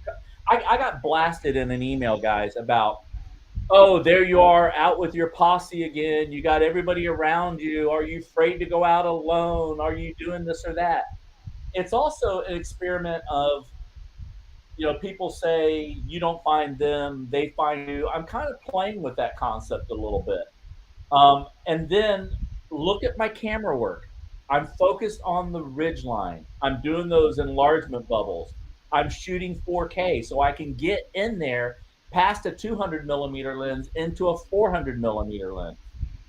And I don't see anybody else focusing on the wood line. They're in a group and they're all looking at the ground and they're looking 30 feet in front of them. My eyes are 60 yards. I'm 60 yards to 200 yards focused. Even when I'm having a conversation in front of Mike, even when I'm having a conversation in front of Matt, go back and just scan through and look at where my camera's pointed. I'm not necessarily pointing at the ground, unless Max and I are having a stick drop contest and that sort of thing. But even there, I lift the camera up and I'm doing the long zooms and the bubble magnifications on the ridge line 60 to 100 yards away. That's where you're going to catch movement. I wish more people would do that. I wish they would start shooting 4K. I wish they'd keep their camera focused at the ridge line. And one other point, in my videos, when I blow up that bubble and I'm in a kayak and I blow up the magnification bubble and it's sitting there, don't for a minute think that I blew up and anchored that bubble and didn't look at left and right. I bring up that bubble at a moment where I'm moving and I know I'm somewhat stable. I blow it up. I bring it up to 300%, 300% size, and then I bring the video up to 250, 300, and then I move it left to right across the screen before I drop it. And I'm looking, I'm scanning the whole video, and I went, that's a good area. We'll let it roll. But I have searched the frame all the way to the left, and I searched the frame all the right. I don't see anybody else doing that. And I think we should be doing that. And I'm giving a piece of strategy away there because I do believe in educating. I like that. Hey, if someone gets this thing and it's not me, at least they'll say, "Hey, I picked something up from Matt. I picked something up from Mike. I realized that wasn't, a Bigfoot. It was a barred owl. I realized, it wasn't a tree knock because I watched the video from Matt showing us vertical cracks in trees and horizontal cracks in trees and doing that." Go ahead. I don't want to take that away from anyone. And there was that question you had up a minute ago Right. about me being out in the woods. Is all I'm saying. It's one explanation. I agree. There are possible explanations for these things, but people walk. Does that mean no one else can? Nothing else on the planet can walk because people walk? No. There's things that can happen out there, and so what was his name again? That question you had up, Fasterman. Do you believe any of the tree structures are made by a Bigfoot? I've been following tree structures for like 40 years. I have this thing where I pick up patterns. It's like, I don't know, like a bizarre little psychological thing. So I've been following them, drawing them, documenting them seriously for 40 years. I hate to admit that I'm even that old. Going out with the tree people is not to disprove tree structures. I go out and I find out how trees break. I find out, all the things about, that make trees break or fall or lose their bark. And then I can better focus on, hey, is this thing those or is it something else? And it's when it's the something else now that piques my interest. And the same thing with the knocks. The knocks, a lot of times, especially up north in a hardwood forest, and especially in that green swamp with all those live oaks, other things knock. So does that mean that I run around like a chicken with my head cut off, all excited that something just knocked in the woods, or does that mean that now I have to look at it a little more closely and figure out what's going on? That's all I'm trying to do. I'm not trying to disprove anything. Mike, you said earlier, black skin, clear hair polar bears. There's a lot of people who say that Bigfoot disappears because of the clear hairs. I don't happen to think that. I've looked into this, and when you look at, especially in New England, the colors that people describe their sightings of Bigfoot are the same as the colors of most of the wildlife. There's fawn like a deer. There are some that are colored like wolves or coyotes. There are red foxes. If you film a deer, and I think it was Tim T that did it, was it? And the deer hopped through, and all of a sudden it took one hop and was gone because it just blended in. This happens with wildlife, and that's where the hair goes. So the more we know about what's out there, the more we're better able to look at what are these things, and what attributes can we give to them. And that kind of goes back to what I was trying to say when Joey asked his question. End rant. Sorry. I apologize, guys. Thank God I had a backup internet. But, Oh, damn. My next question, and we're already answering it, was as Bigfoot people, as researchers, as enthusiasts like myself, what is the one single thing you guys would think that we could do better? Be nice to each other. Communicate, accept people's thoughts, Were you looking at me? Nope. Well, I'm not nice to Matt. Matt, I need to apologize to you because if you guys could see Max and Mike, we should just show our chat one day. We should. We were like, we'll offend some people. I got a chat from Max that started out like this. Really, Matt? 100%? And then the lecture started. I went, oh shit. And I went, okay, 95? He's back up to 99 now, and he's really 100%. But he doesn't want to tell me that. Okay. So when you're out in the woods and you're going out as a team, or you're going out with some folks, Go out and enjoy. So when we go out in the woods and we're out there with a bunch of guys having fun, enjoying nature, and saying, hey, what do you think? And I may go back and say, hey, Max said that. And again, he's got an artist's eye. When he looks at those fine details, he's looking at how he can draw or how he's going to paint that thing.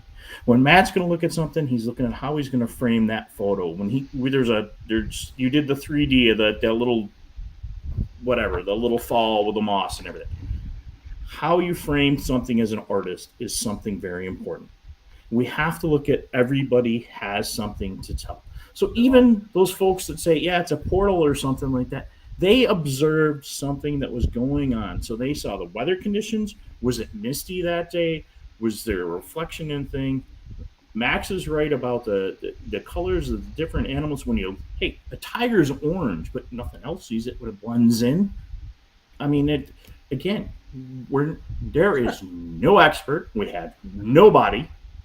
We have nothing there. We're a bunch of folks tramping through the woods, and the best thing we can do is educate ourselves on nature. So when I tell somebody to grab a camera and take a picture of a blue heron or a sandhill crane or a bear, I've got 10 minutes of thermal cam on watching a bear through a thermal cam and a friend watching it through a night vision. Because you don't see it. It's nature. It's enjoying what's there. And if we get lucky and somebody does eventually come across something like this, again, when I started my UV sample, it's to look at different animals, known samples to go for when somebody finds something. But it's sharing that data, being a family, not being a keyboard warrior, because that just gets under my skin. I want to see you in the woods. And I don't care if you're taking 5 foot down the trail, because like you said, Matt, you're walking, you're doing your thing. You go look at Robert Morgan's book, Walk Like an Army Ranger. How do you get a platoon of people through an area without getting caught? It's not that hard to do. Like you said, follow your green corridors, your nature trails. They're everywhere. Green spaces are everywhere, but you got to pay attention. 2 days, my partner and I got out and we grabbed 2 different rivers, found their headwaters, the little puddle, and followed them until they got to a major, water outlet. And where they go and through the neighborhoods, and you're going to lose them in a gorge. For us up here, you've got the flat, except for that central area. Unless you're in central, not in the ridge, you're not going to have that kind of stuff. So where are those green spaces that you can move if you want to be hidden? So, Thank you, sir. So I always sound like a preach, and I apologize. It's just no. That's why screaming at kids is a life. I'm just glad someone else is doing it, Mike. Yeah, but again, we sat in those kayaks, water trickling around us, otters, gators, fish, whatever. The owl. My God, how long did we sit with that owl? Yeah, and close and very close. Yeah. But I didn't have experiences like that when you're on the ground. I found that it's a different world when you're drifting under an owl. And only did it look at me is when I don't know why I whistled at an owl. It's only when I went woo woo. Then it just literally looked down at me like you're an idiot. You're an idiot, right? And yeah. It was very funny. And I had one other thing to add, and I'll zip because you guys know I can talk too much, is Matt, if you guys have that audio, I would send it to the guys up at the OP or to Mahagahila, because those guys have been doing a lot of sound. To Chris Spencer and those guys up there, they've got some really good recordings of stuff. Guys, do some research of what groups you're following too. I mean, there's some really good groups and some great scientists out there that are putting some great papers out that we can all learn from. And I was stumbling around and found out a college professor of mine specializes in primate dermoglyphics. That's your fingerprints. It's a guy who was my favorite professor. I hadn't seen him in 30 years, but I happened to stumble back on the college website and went, oh my God, if I knew that, where would I be now if I had that ability? Knowing there's other guys studying the handprints that they're finding in the garbage. Is it human? Is it something else?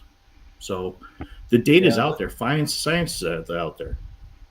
Here's a good comment here. Consciousness is a key. A lot of people never understand.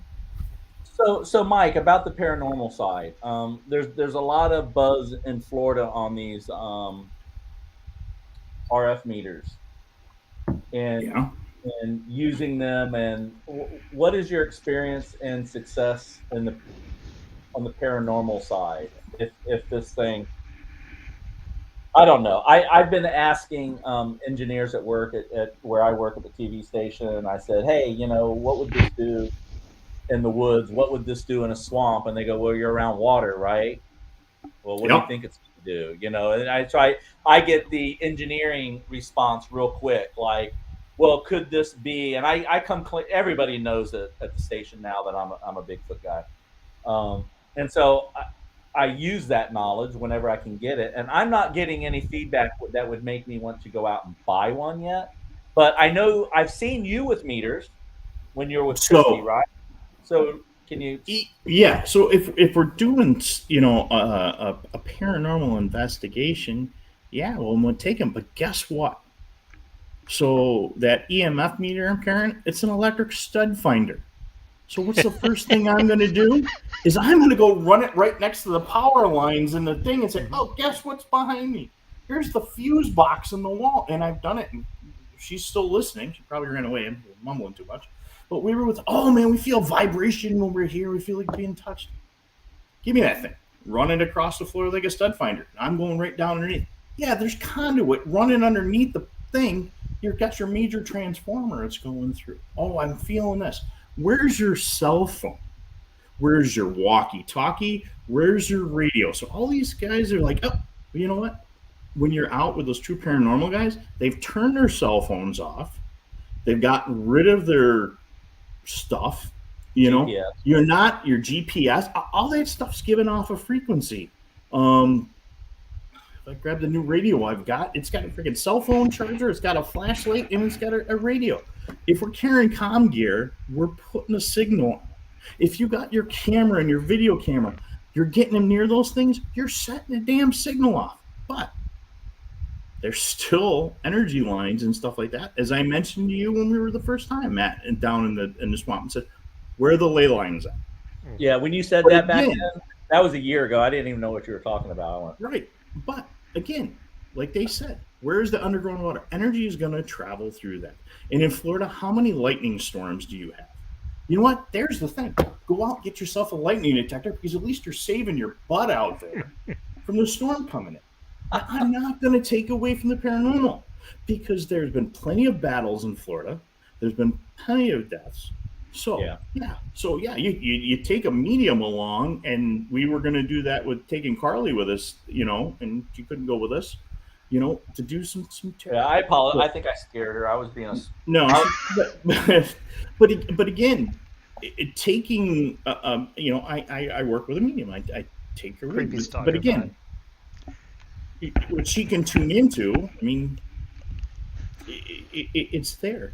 But again, disprove the equipment you got. Now, yes, do I have a physics app on my phone that's showing magnetometry and geo and level and yeah, but you know what? That water bottle that you're carrying, oh my God, it rolled downhill. Well, it's flat here.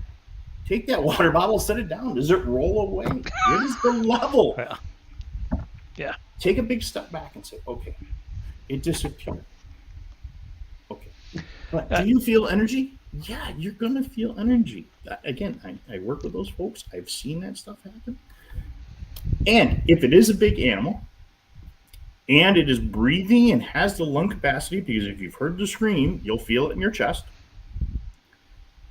Or go sit in the zoo close to the elephants or the big cats. I'm working on that one. And just feel and listen. You sit in a restaurant and somebody stares at you. You're going to feel that. We are energy. We're all made up of atoms. Just how those little things are put together, I did that last week at work to someone. Yeah, but that's, you got to look at the big picture. They called me. They go, what are you doing? I was trying to see if you could feel me looking at you. We were talking about it on the Bigfoot channel the other night. But that's just it. Go ahead. Sorry. Nick. So no, I was just going to add to that we need to know what we're looking for with that equipment. Yeah. And learn how not just to use it, but so recently I went out with 2 different people using them, right? I went out with I'm going to say his name, Chris Connor. No secret, he goes out and he uses that meter. I put a video out today with him using the meter, talking about the meter. He doesn't equate it to Bigfoot now. He kind of put a show which clarified his stance on it. But when we were out, we were looking at a structure with the meter, seeing if it would fluctuate. Before we get out to that structure, we pulled the truck up to a parking space, and he had told me on the way out there, when we get out there, I'll pull the truck over to this, the side of the road, and we'll shut the truck off. We'll, shut our phones off and do all that. When we turn the meter on, it's going to do this. And then this is going to happen, and then this is going to happen. When we got there, we followed all those steps, and it did that. So he's got a repeatable, provable phenomenon that's going on. But then we went over to the structure to look for these things. Nothing against the way he's looking. That may have been before he made his, 2 and 2 connection. But when you have that provable, repeatable thing, and you can predict what's going to happen in a certain spot, that's the spot I think those people need to study. I went out with another group, friends of ours who we've been out with, Matt. And they were studying all the Bigfoot phenomenon with this meter. At the end of the day, we went back to the truck, and they said, "Oh, you're parked over here again. This is funny. Over here, this is what happens. It's going to do this, it's going to do this, and it's going to do this." Again, they had these repeatable patterns, which basically is what you want in science. Yep. But they're studying all these random things out in the woods rather than going to the spot and saying. So that's a huge part of it. A lot of us are just slightly misguided. We've got to really look into what we're doing. Consult someone who may know more about it. Compare water tables. I asked that question when I was out with them. When I get around to it, I'll put the video out. But there's just a lot to these things that may be going on, but if we're not actually following the science involved, we're not going to know. So you're in a state, Matt, where most stuff is buried, correct? Where what? Most of your infrastructure is buried, correct? Yeah. So did you call 411 before you went out in the woods to figure out where the power lines go? And I shared the screen. I mean, how many people have seen a potato battery? Or made a potato battery. Oh. Right. And that's, that's putting 2 wires, so putting that stuff together. But like I said, what is the gear? But again, I've been to places that done investigations where, somebody saw something come up through the middle of a floor. Again, take the EMP meter, put it on the floor, no other electronics around. Watch it move back and forth. Watch Christy do her flashlight thing where she takes the 2 little mag lights and unscrews them, and is there moisture in the air that makes that contact happen or whatever. But I've watched her have a conversation with something, and you're like, on 3, turn this light on or turn that light on, and they're on and they're off, and you're like, okay, I can't explain how this works.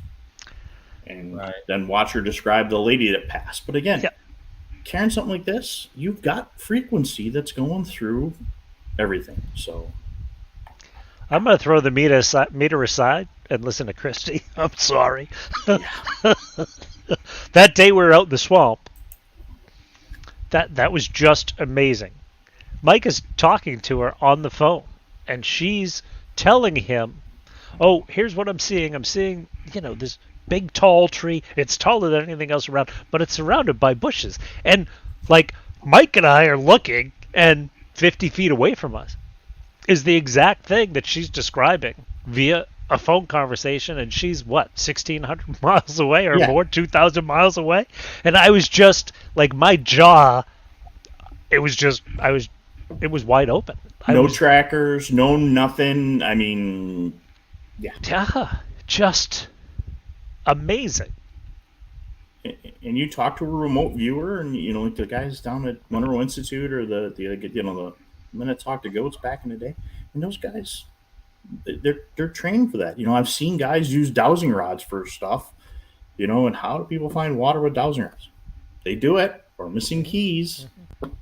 Yeah, I've watched a few videos on that too, because of this whole electromagnetic spectrum. So I've been trying to get up to speed, but as you and both Max pointed out, if you're using it just to see a peak, and that's the extent of your knowledge, is that something is peaking, it needs to go a little bit more deeper than that. Yeah, because a lot of things can cause a peaking from, we were talking, I think Ron was even mentioning us to ask, could satellite, microwave, because, and yeah, there's places in the Green Swamp where that happens. But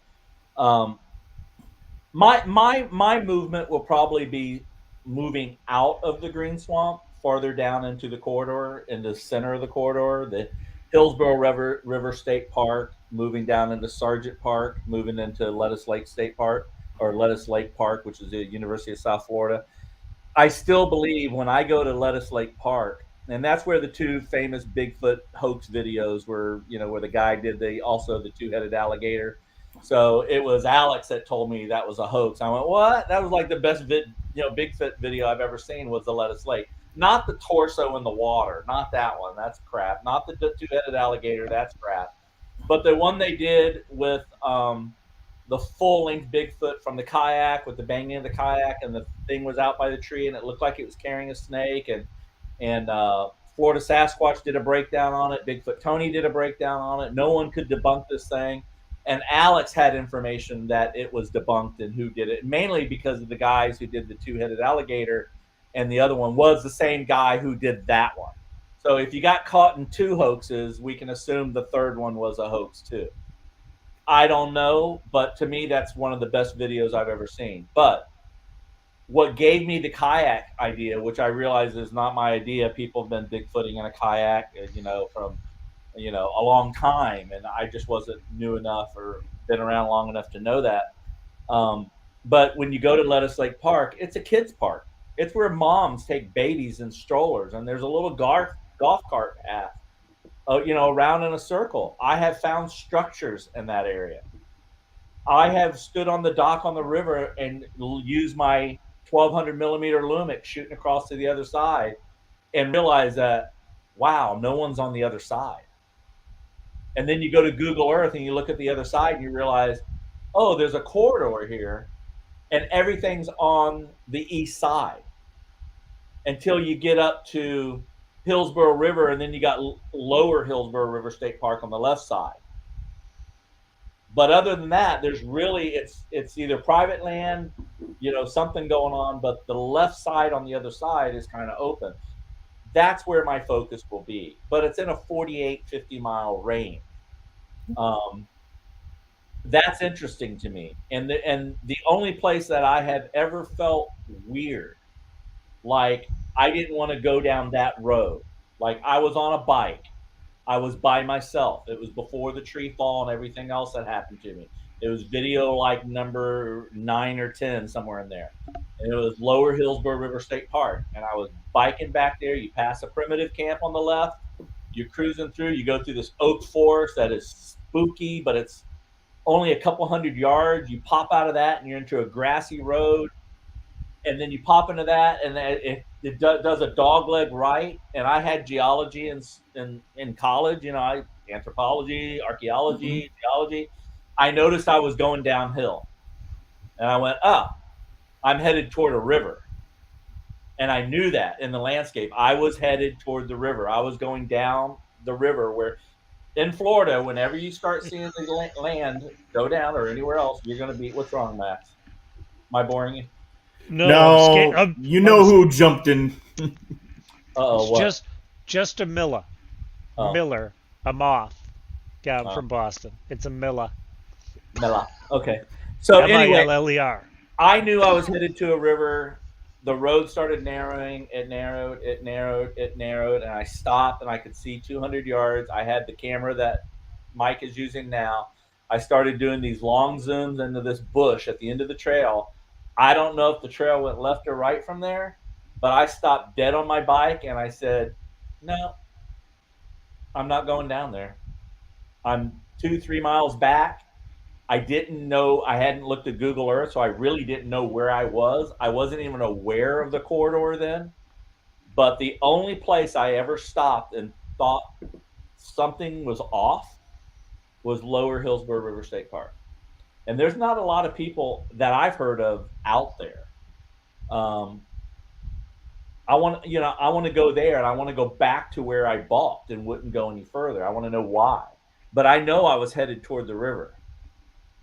And so I started realizing the river there's something to it, other than the cliche, the river runs through it. I get all that, but I'm just saying the general public is all on one side and there's very little happening on the other side. And the only way you can get to these places is, like everyone says, especially in Florida, you got to get off road, you got to get off trail.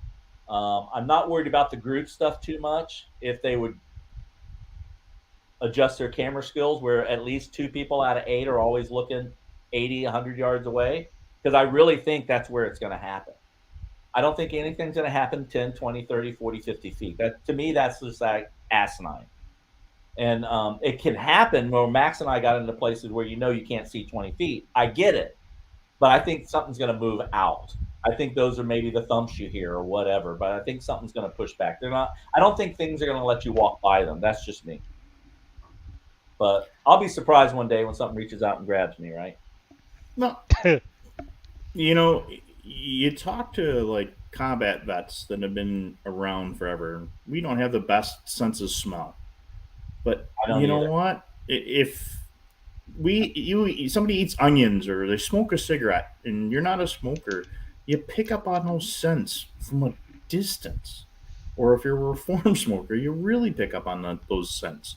So is an animal that's in that woods all the time notice that scent? Yeah, they're going to kind of generally move out of there. So, yeah, I mean, I am definitely agreeing with that. That's definitely a statement I agree with. Mm-hmm. That's my goal this summer. I'm gonna sit in the woods and meditate. I'll find Bigfoot that way. I'm still gonna look for sign, but well, I mean, the thing is, you've had your encounter, Max, and it's that's a thing that's interesting to listen to. Iron Dogger says, I've watched my squirrel pack off things twice its size.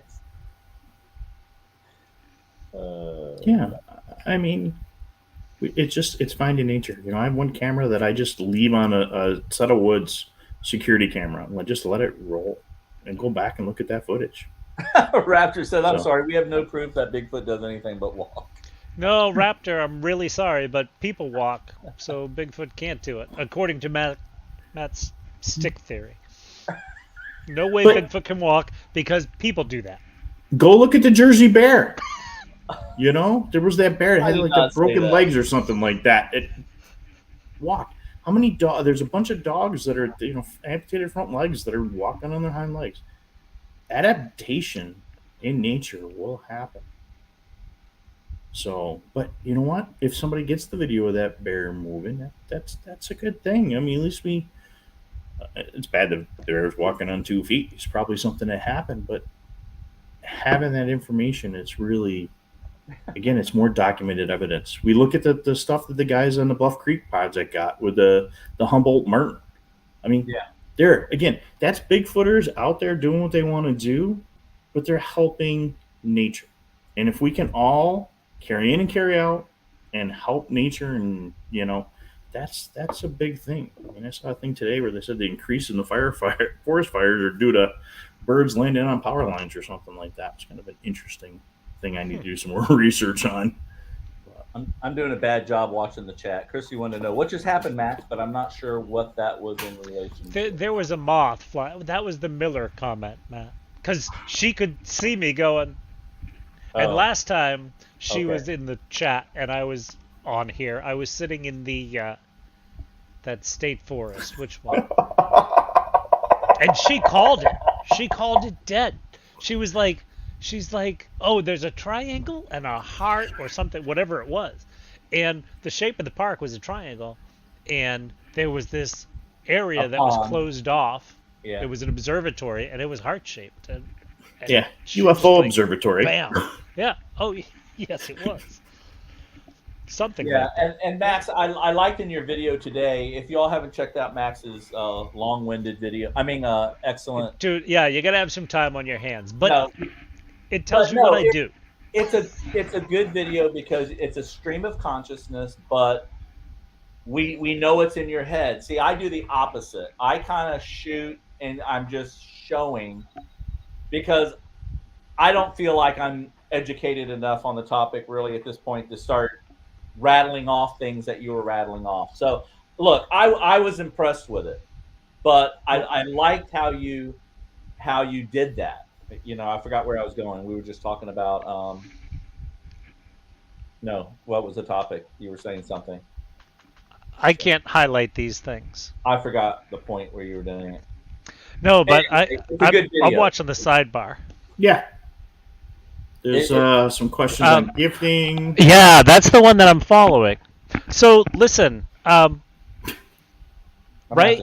If you leave an apple in a tree, something's gonna get it and eat it. That doesn't make a Bigfoot, right? I had a golden retriever who loved peanut butter. Peanut butter doesn't come in glass jars anymore. It comes in plastic jars. My dog figured out that if it puts its weight on the plastic by the lid, that will pop right off. I'm sure there's something out in the woods that can do that too. Now, we never put the top back on the peanut butter, but you got to be really careful. And I camp a lot, and I camp a lot in bare areas.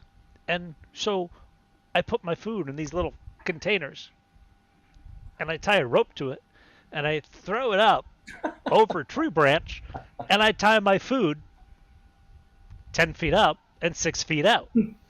So here's what you do. You get some stinky stuff that you think they'll like, and I highly recommend something like sage and garlic. Rip a leaf of the sage, and that smell will come out. Smush a clove of the garlic, and that smell will come out. I put them in a canvas bag that I have. A canvas bag that I've bathed and left out in nature a lot. I bathe it in a river. I dry it on a rock. I leave it out on that rock or in the river during a full moon. Don't ask me why. When I was a little kid, Bigfoot told me that's how I should do it. Long story. But then tie these things up and leave it there and see what happens. And let me know if you come back and that bag is down and it's laid out smoothly on a rock or a stump, and that rope, I don't want to tell you what happens to the rope, because then someone will bullshit me. I'll tell you, because Matt just did it. If they take that rope and hold it up and just let it go down into a little pile, so that when you come back to it, you see this pile of rope, but if you grab one end and lift it up and it comes up clean, something's going on there. I'm just saying. It's a little more than walking, raptor crazy. I don't want to shock you, but it's either a person at that point or it's Bigfoot. The thing that gets me is that rope. Okay, Texas Iron Dogger, or Texas Jack says to Iron Dogger, if I was going to gift, I'd be leaving bowling balls. They're shiny and come in pretty colors, and raccoons and crows can't walk off with them. Kind of the same reasoning, yes. Yeah. And it's a good smooth surface. So if it is something that's pawing or cracking on, you're going to be able to see a paw print. You're going to be able to see dermoglyphics. That's the way to go. Don's got a good one about bringing a rocket launcher with Steve. Yeah, but then you got, as a professor used to say, then you got hair and, teeth for 500 yards. It's hard to get all the evidence back up. That's why you don't hunt deer with a rocket launcher in New York State. Well, yeah. I've kind of, Oh, and I did the laser across camp, thought that, hey, if I saw that thing zipping through the woods at 200 yards, and I know what's on the other side now because we explored the other side. There's a road about a mile away, but that mile is a 10 miles anywhere else. Yeah. But there's the thing, you put that laser grid out there, and if something walks through that laser grid, what do you got there, And, yeah. Always, don't go by the dates and stuff on the camera. Yeah, nice greasy print. And, there's something Doug's working with. You got a good print. Mr. Lee's being funny, but he says weed and tobacco. It's a Canadian thing. Tobacco has for long been traded with. I mean, I've always wondered that too. If a cigar or smoke or anything else would really be an incentive to come and check it out, because that's something that would have been generations and generations of a people that they would recognize. Now, what the peace pipe smelt like back then, I don't know what they were smoking. I haven't done my research on that, but that's actually, I've always wondered that. Has anyone done anything like that, Mike? If in the dark, or? My partner used to smoke cigars all the time when we were out. I mean, really good ones. But have we made tobacco offerings at places? Yeah, because we know what happened in the area. But again, that's just giving thanks to the people that were there before. But if you go to a conference, listen to the stories. When you find a witness, 91% of the ones that I heard when I first got into this, I was going to the car for a smoke. I was stepping out to get my cigarettes. I was out on the front steps, always going for a smoke somewhere, and we left the group because, we were going to smoke over here, get a bunch of, the kids or something like that. And that's when they had it, we brought Steve up. I know he had his sighting, him going out to the car to get the batteries. I know he's going out to have a smoke. That's when it happens. The first scream I heard, I was down in Pennsylvania and with Jay Butchechin. Butcher Jay's last name again. Butchochin. But we, all day long I was listening to people. They're like, oh, I went to the car for a cigarette, or I was standing on my porch, or I went to get that. So literally we're standing there and I'm like, dude, you got a cigarette? And, back then I did smoke, and, he reaches in the pocket, goes to pull the pack out.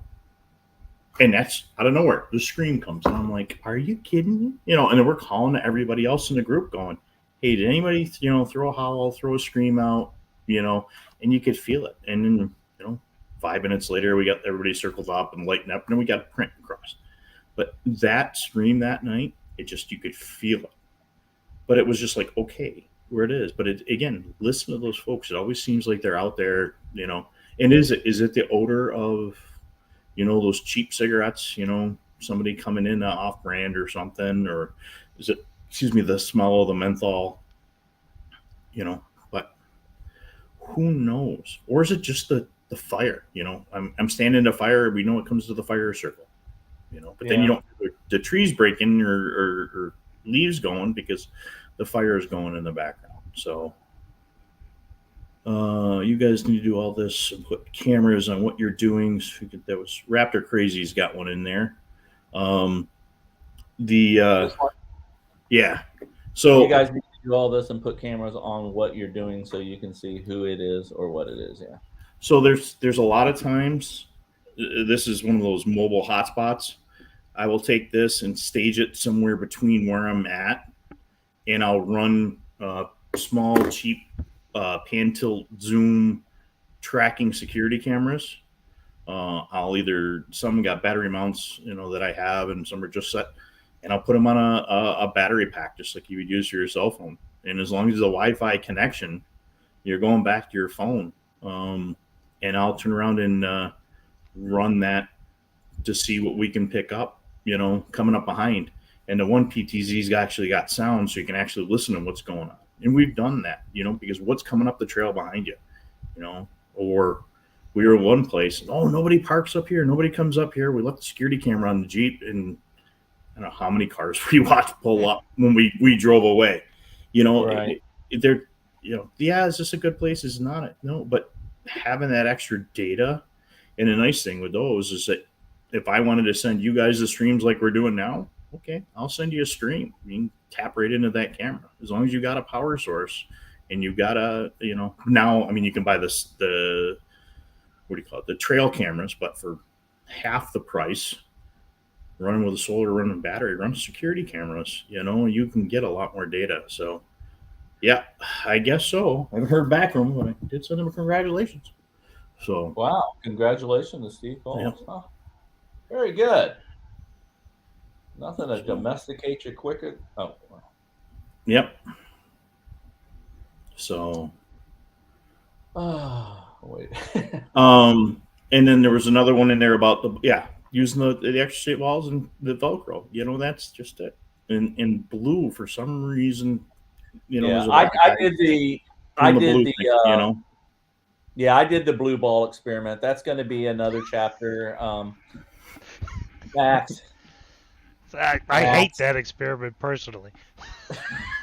Don't want anything to do with it. you all know what I'm talking about.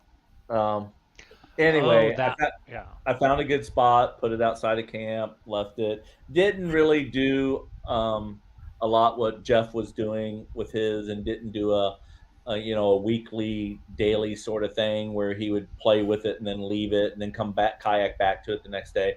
I just did a simple overnight on a dry creek that circled up behind the camp, which is interestingly enough, it's a spot where often I've had several different people say they were bluff charged from that direction or thought they were bluff charged, and it either turned out to be something or something else. But I think there was an actual bluff charge of some sort coming from that direction. And when the water's so down low like it is, when I walked out that way, I discovered it's like a 5-foot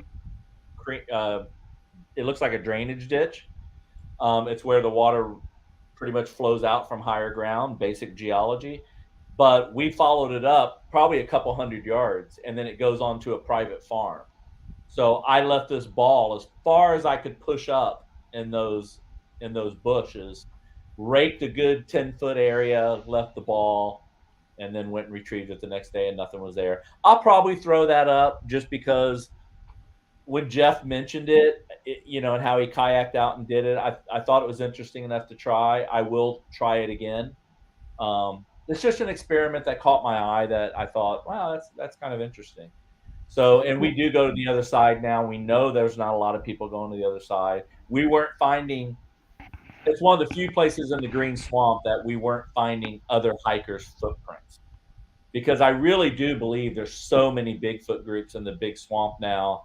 A lot of people have confirmed it, being out there at night and seeing other groups walk by and seeing other groups doing calls, seeing families out there barefoot. There's a lot of contamination happening unless you have someone out there who's spending a good amount of time to give you a heads up. Don't go running with a print right off the bat, because there are people out there, running around barefoot with kids, crossing these ditches and stuff. And I tell you, I went on a friendly kayak at the Hillsborough River. No, it was Morris Bridge, a park close to Hillsborough River State Park. There's Morris Bridge Park, and there's different river spots all the way up through the corridor. It was at Morris Bridge, and we pushed up about 3 miles. And Ron and Lori was with me that day, and a friend from One Blood, because I do community partnerships with blood donation. And Dan the Blood Man, was with me. And we pushed up, and sure enough, we got to this place. We were doing the circle kayak. We were having a conversation, not about Bigfoot, just about how beautiful the day was.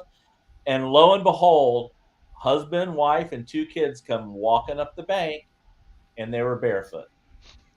And they were on the other side where I said, that's where I need to be. And it blew my mind, because I hadn't personally witnessed it. I had been told that this is happening. And so when I saw that, you really got to be suspect now and just not, run to post and do some sort of due diligence, which is another thing I learned the past couple of years. I mentioned you guys when you're out there, photograph everybody's shoes when you get out of the cars, so that way you know what everybody's foot tread looks like. mean, I used to be a big toe shoe guy. Yeah. Where the feel of the 4 toes, because my chiropractor's like, hey, these things are the best things for you. And hiking mountains were awesome, but when I got into this, I stopped wearing them because I didn't want anybody to say, oh, you know, you're somebody coming through. Oh, we found a print. No, it's my shoes.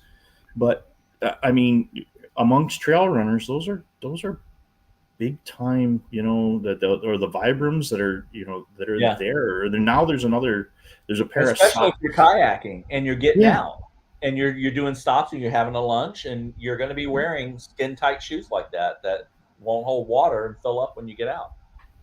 and you can swim in them, or you know, Yeah. It's so again, knowing what those tracks are, or the shoes are a huge thing, and knowing your substrate. So Yep.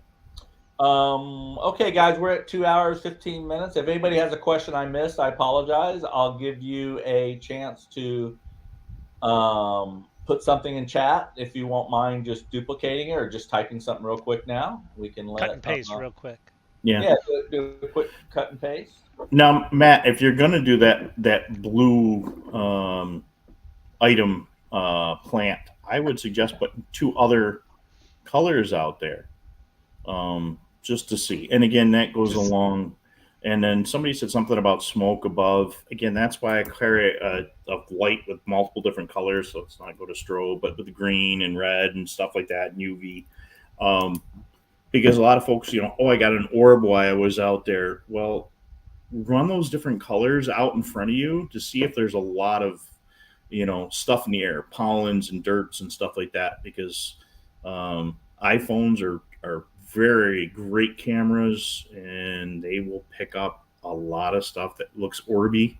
So to go back to your paranormal stuff, you know, oh, we're in a house and we got an orb, you know, and it's like, okay, well, if I take that blue light and I shine it in a room with a laser, and I can see all that crud, you know, floating around. When those cameras are going off, you're going to get a great pop. Yeah, I definitely need to get up the UP again. Got up there last summer. There's some interesting areas up there. Ron just texted me and said, I'll edit. Holy crap, you guys are still on? I'm going to bed. Good night. Tell Mike I said hey. Hello. He knows we can talk too much. Oh, man. I think he made that point at one point. Yeah, I think he did. He said, you could actually out-talk me. He goes, I didn't think that would ever happen. Oh, that's funny. Enjoy I don't see your time. You know, I enjoy getting out with these guys in the woods, and you're gonna learn, and you're gonna get somebody like Ron that's out there and he's quiet, and you gotta watch how he moves and where he's looking. Yeah, those are the guys you pick up a lot of stuff on, because they're paying attention to nature, not the guy in the back from New York that's running his pie hole 24/7, trying to catch bugs. You know. Bostonians do it too. Yeah. So, any questions? I don't see any. And I apologize if I missed somebody. And guys, I mean, we've had, you know, pretty much a good 25 to 30 in the chat all night. So that's incredible. I wanted to give a shout out to this Gary Reed. I got a pop up on my channel, Gary Reed, Unfrequented World. I have him on my links on my channels of channels I watch, along with Max and Mike. I need to add you, but I know you push to Where's My Sage a lot, because that's where you spend the majority of your time. Because if anybody hasn't watched Mike yet, he has multiple. Becky says I'm on way too many platforms. You're on so many platforms, and you got advertising associated with it, and you have to do the announcement and commercial breaks and that sort of thing. But you know, we gotta hear the full, you know, Christy story of how she broke down when Max and I first met and went out during the original camp out with Tim T and Max, and we brought Christy on, and how she kind of broke down our area without being there. You weren't there. She knew nothing. I don't even know if she knew the area, but she, like Matt said, she pinpointed the description of the imprint of the woods from Google Earth and the water from Google Earth. That Yes. one. Yeah. Yeah, and not only did she do where the that, night vision was set up. I mean, oh, you were there. no, we did it live. I think it was on our show. We had you guys on. Oh, Or was it just something we did a conversation? No, maybe it was one of our 2 shows. But yeah, that was a. I have to go back and look at that. Max, who was with us that night? It was me, you. Was it Stan? I don't remember at all. Or was We were in what we called the bowling alley, next to the heart-shaped lake, and Christy said, and we were talking about this thing, and we said where we were. Max thought he heard something and went into the woods. It turned out to be a porcupine, but I was focusing 100 yards out, like I normally am, and down this bowling alley. And there was a lake to the right, a wood line to the left, and a far wood line down this 50-yard, 40-yard, not even 40-yard bowling alley. And she goes, "Is there a long shot about 100 yards out because something's watching you?" My whole night was focused shooting that exact position. She told me that something was watching us, and they said I needed to go back. My hair standing. I don't know if you can see that. My skin standing up on my arm, but she totally freaked me out. And then, of course, I had the other thing where Becky and I was listening to "Where's My Sage" with Mike and Chrissy, and jumped on where they do readings through chat. You don't even have to be seen. They didn't know me at the time. I jumped on, said something about my mom. She freaked me out. I don't want to say I started crying, but it was weird. It was heavy. I told Becky, I went, "You do it, you do it." She goes, "I'm not doing it." I went, "You do it." And so she did it, and then she freaked out and didn't sleep for 2 nights.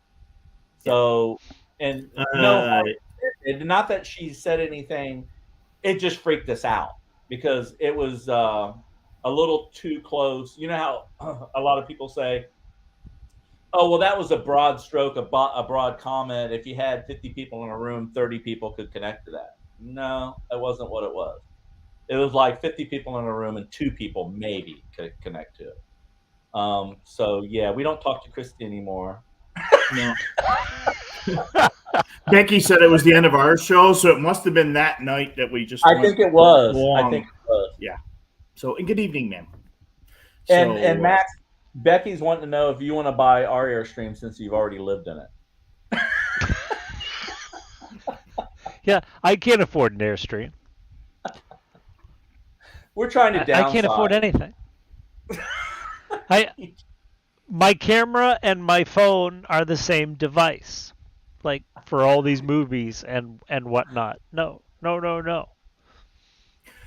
Oh boy, she just. Well, I will tell you guys, since I started preaching gimbal and preaching Lumix, and I still carry my Lumix, and I use that long zoom.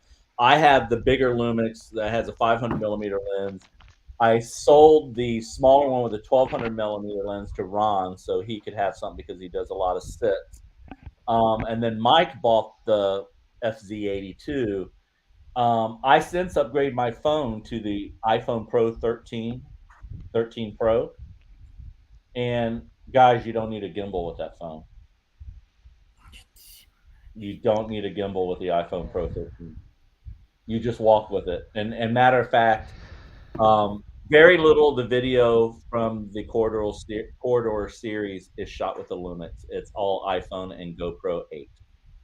And the GoPro 8, the only difference I'm doing is I'm putting it on 4K. So when I bring it in the timeline, it's at 50%, which means when I do my magic bubble and I'm looking at the forest lines, I can magnify up to 300% before it starts dropping off. It's just if I tell you I'm going to meet you somewhere, give yourself an extra 10-15 minutes so it doesn't cost you a GoPro 8. Yeah. She hasn't called on yet. No. Shucks. Christy called you out. Becky doesn't know. Why is she doing that? Christy, why are you calling me out? Anyway. Okay, so anyway, check out Gary Reed REED, Unfrequented World. He has a Bigfoot. Mike, you would like him. He does Bigfoot. He does paranormal. He fixes a four-wheeler. He goes fishing. He goes metal detecting, all with an eye for Bigfoot. Sometimes he goes out with his, I think he shoots Nikon or Canon. He has a really nice tripod with a bird watching gimbal, which means it rests in the thing. I don't know if you all have seen them, but when the camera mounts, it's basically on a swivel. So you're steady, but you're controlling it with your own hands.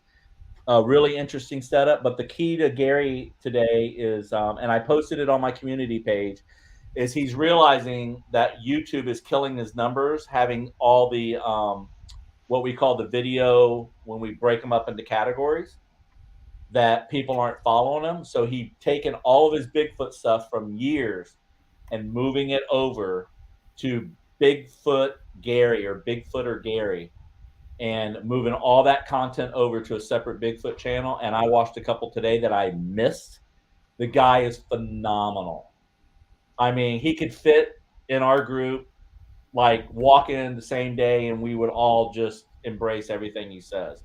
He's a combination of you two together and a little bit of me on the photo side, but he has a biology degree. So he breaks down. Max, you need to talk to him because he's really good with the tree and flora and fauna and all that. So it's a good channel, guys. You need to watch. I've been watching Gary for over a year now, so I've probably seen more than half of his content. But so check that out. So anyway, anything else? I think both of you like him though. Any parting words? Be kind, rewind. Pardon? Be kind, rewind. No one knows what that means anymore. Yeah, I know. Max, we will have our falling stick debate later, but they're just sticks falling out of a tree, dude. When you're talking about these small sticks, I've noticed that a lot of them have just two prongs sticking off them. I don't know if that has something to do with aerodynamics or what have you. But when you start finding like 2.5, 3-inch sticks jammed into, not that Florida mud, but like New England, solid, hard pack. You ever try and dig a cat hole in the woods of New Hampshire? You can't do it. There's toilet paper everywhere. It's awful. Huh. And these things are jamming sticks into that. People can't dig the cat holes because the ground's too hard, but sticks are going a foot down in. Sasquatch Wizard Adirondack has found this too, and he's a reasonable guy, knows about trees and all that. He's done Another his good homework. channel. Another good channel. Yeah. And he's like, geez, I really can't just write it off yet either. Right? I'm willing to write off some. I'm not willing to write off those. Uh-oh. They're talking, Matt. Mm-hmm. No, that's not. I got Sandy involved too. Uh-oh. I guess I'll be sleeping in here tonight. I think I'm an hour away. The Airstream's more comfortable. Yeah. So anyway, guys, I appreciate you guys coming on. I appreciate the knowledge you all passed my way and bringing me, I started to say up to speed, but just making me better than I am. Making me better when I go out. I appreciate that. And I want to thank you for that. I'd like to say that you keep doing that, and when we talk, you do that. But you know what? I'm no better a Bigfooter than you are. You're damn good at what you do.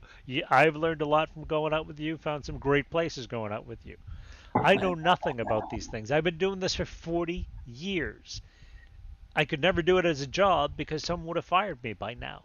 Because I haven't found a goddamn thing, really, that I can substantiate, So give yourself some credit and accept the fact that there's all these people watching you right now because you have something to bring to the table.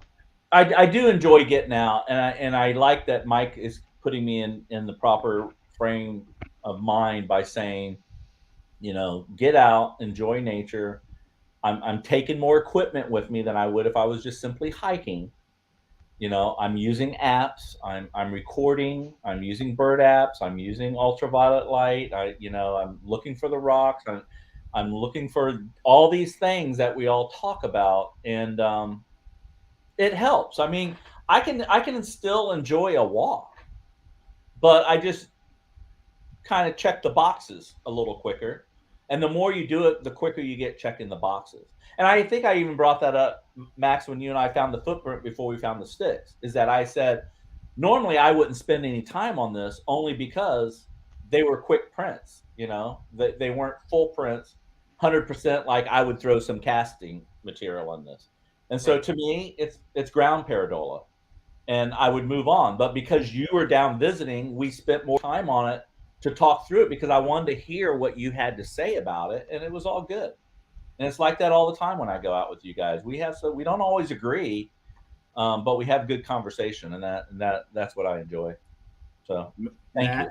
Your family, and you put out great content. That's why we go out with you. You have your viewership's 3 times what mine is, because you put out quality, because you know what you're looking for. Not everything is Bigfoot. I've been with folks when they supposedly had their sightings and I couldn't get a camera shot off. But you're seeing things, you're documenting nature, you're being true to what needs to be done. When you asked earlier, what can we add? What can we do? Be true to yourself, be true to nature, be true to your friends and your fans. The viewership here is watching you guys. Just watching Max's channel, watching your channel. Maybe they'll come over and check us once in a while over at Sage, but you're being true. You're going out with folks that are being true. When you go out with an artist's eye. That's what I said. Go out, and if you get if I look at my camera, look at my photos I went through to get some stuff for this, I've got blue heron photos coming out my ears. I've got 2 external hard drives worth. It's something if I catch something in the background, okay.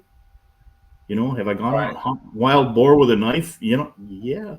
But if Bigfoot runs in front, I'm not chasing it down to kill it. I'm taking I don't know what you two guys sent me the wild boar chasing the guy up a tree, but it made me sick to my stomach because I realized that I can no longer climb the tree right now. So what am I going to do? I can't get up in the tree. That was a horrifying video for me. Again, the guys that are using the electric bikes, they're showing them on the TV shows. Other guys have been using them out in the woods. That's like you said, you came up on something using a horse. How did Bob and Roger get close? If that is a real video when they got in, it was the concealment of the horse. I talked to Alex the other day. I said, we're going to the Adirondacks in September. We should get some horses and go out and see what we can. I don't care what we see. Is it more deer? Is it more squirrels? Is it other stuff we're going to see? Just be true. Like I said, we're a family. Yeah, that was an interesting point they made about the horses that I never really considered, is that it's a sound that is known and expected by other animals.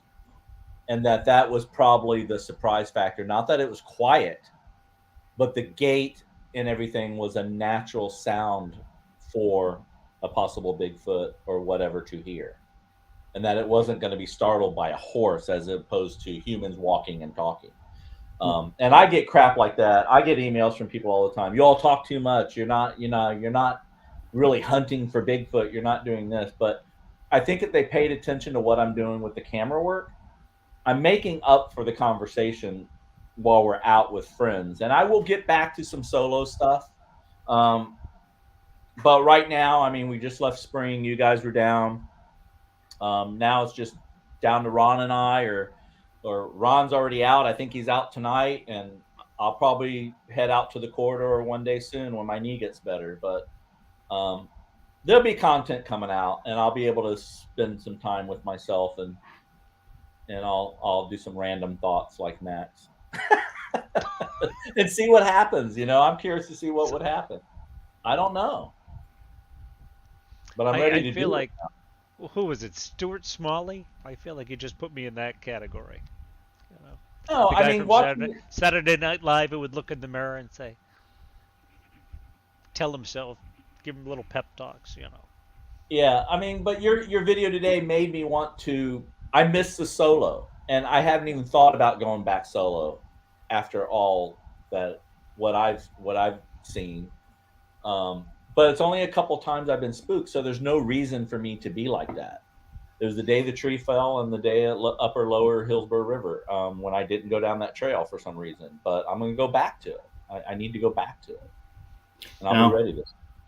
I don't push the solo stuff because you trip and fall, you're going to be there for a while, and you at least need somebody to get some help. You blow out a knee or something like that, or you bleed out, or Max is sleeping in his his candy wrapper on top of his SUV, and that or you're in the back of thing. Yeah, I mean, again, there's a lot of crazy people out in the world too. Yeah, that episode 2 people or 3 that scare of the chapters, those cypress knees can be pretty brutal. I mean, you hit those and you start stumbling. If you were to go down and catch one of those in the gut, a rib, you're pretty, or head. Mm-hmm. Yeah, you're going to be hurting for a while. That's why I bring my little panic button. Yeah, and that's a big thing, man. Is how many people are taking a first aid care, taking a tourniquet with them, Oh, I do that. I just don't take water and food. Yeah. That's why I went to the new crankable radio, so I have batteries and stuff. But again, who's got that first aid kit? I mean, that's the thing. Unfortunately, guys, I think I'm rambling again. No, it's okay. Because we could go all night long. Well, food for thought. We can talk about it offline, or maybe someone in chat can reach out to us. But I wondered, we're talking about meters and stuff. Has anybody done anything with ham radios that anybody's heard of? Because I am a ham radio. Has anyone just put a scan out in the woods to see if frequencies stop? Again, that's the quote unquote spirit box that the ghost hunters, which I'm still trying to figure out. And there's a great couple I met this winter that build some really interesting things and have done a lot of research into some of the radio phenomena and the white noise and that. And I've seen some of those spirit boxes do some weird things. I watched one blow up in front of me. But that's pulling, and that was a conversation. Literally, you get sounds, and I don't understand how it opens a portal, but it's picking up different frequencies. So yeah, well, I mentioned Gary Reed, Unfrequented World, and he's doing a 6-part series with a spirit box of some sort. He's using different ones, and his last 10 episodes has all been going out to a place where these 2 kids have died, and the response he's getting is pretty amazing. Again, I'm kind of not into that sort of thing, but I have been watching him just to be up on it. And if you all haven't seen it yet, you may want to go check them out. But anyway, and again, guys, I put a spirit box next to Christy, and I get almost the same answers. Just I don't want to be alone in the woods with a spirit box and something's talking to me. No, thank you. Yeah, no, me either. No. Not or my you do little. Or you do what we call EVPs, where you ask a question, you wait, and you see what you get back. It's an electric voice phenomenon, and I had one correct my grammar at a location, and it was like, I'm out of here. Yeah. Let him look at my videos, and we'll watch through that. But Donald says, Matt, did you hear about Jay Fritz having a 12-foot gator go after him in his kayak? No. But you know what's weird about that is 30, 40 years ago, man, I was swimming in the same river we were kayaking. I used to drop a dive flag in there, put on scuba gear, and drift dive back when I was into archaeology and look for Indian kayaks because they found one on the Withlacoochee. They found one at Silver Lake, I think it was called, where Little Withlacoochee. I don't know if these are the proper names, but they said where the Little Withlacoochee runs into the Withlacoochee, there's a creek that runs in. They called it the Little. Evidently, and there was a hanging, not a swing. I said not a hanging tree, but a swing tree. We used to go there, hang out all the time. We used to drop a dive flag and float all the way out to the lake in scuba gear. Never even thought about gators. We were looking for arrowheads and Indian dugout canoes and I'm not also, worried about the gators. It's all the invasive species or a good sized catfish that decides it's going to have you for lunch. I've been bumped by some things in some nasty places as a recovery diver, and there's some fish. I'm with Max. Yeah. Nope. You know what? We had an opportunity to talk the other night, Iron Dogger and I, and I saw that show. That was a good show. Yeah, I think she's she's onto this thing. I don't know what words I'm looking for, but well, Dogger brings a lot to the table. I mean, she's an Iron Dogger for one, and she lives in Alaska. She's at one with the woods. I mean, man, I'd go in the woods with her as a. But you know what? As you bring up the chat and we look at the chat, Matt, there's some folks that skip between a lot of different channels that I would love to get their take on things. Like Sandra, who bounces back and forth through everybody and listens to everybody. She's probably got more knowledge than the rest of us. So I want her take one of these nights, or Don's, or it's awesome. For our viewership, because they're going between all of us. So that outside view is so important. And, you said it to me back in the day, and, and I think, in your opinion, sometimes I forget to say, in my opinion, in my experience. Yeah. But these, and God bless all you guys that are putting up with us this long, but you guys are listening to us. Yeah. What data are you getting from us? And I would love to hear, what you're taking from us, what we've brought to your table, to your toolbox. Confusion. Well, yeah. No, it's just good. I mean, when I got into this, I mean, to find people like Alex Petikoff and Tate and Eli, when they came down, and to realize there are like people who are just out seeking the truth and trying to tell a story. Like, I got blasted by somebody who said, "You're doing exactly what you swore you would never do. You're producing films. You're producing, you're bringing in music element. You're doing this and that. And you're not solo anymore," and this sort of thing. And my response to that was, well, I'm realizing I'm older than I'm having issues with my knee. I am on blood thinners. I really shouldn't be out with, solo. And I learn a lot more going out with somebody. It's just like you don't scuba dive alone. You don't hike alone. I've always been on the safety side of things. But I need to find a place where I can at least sit, somewhat be safe and not be mobile, but observe. And so I'm kind of looking for spots like that where, Ron's doing it in the Green Swamp.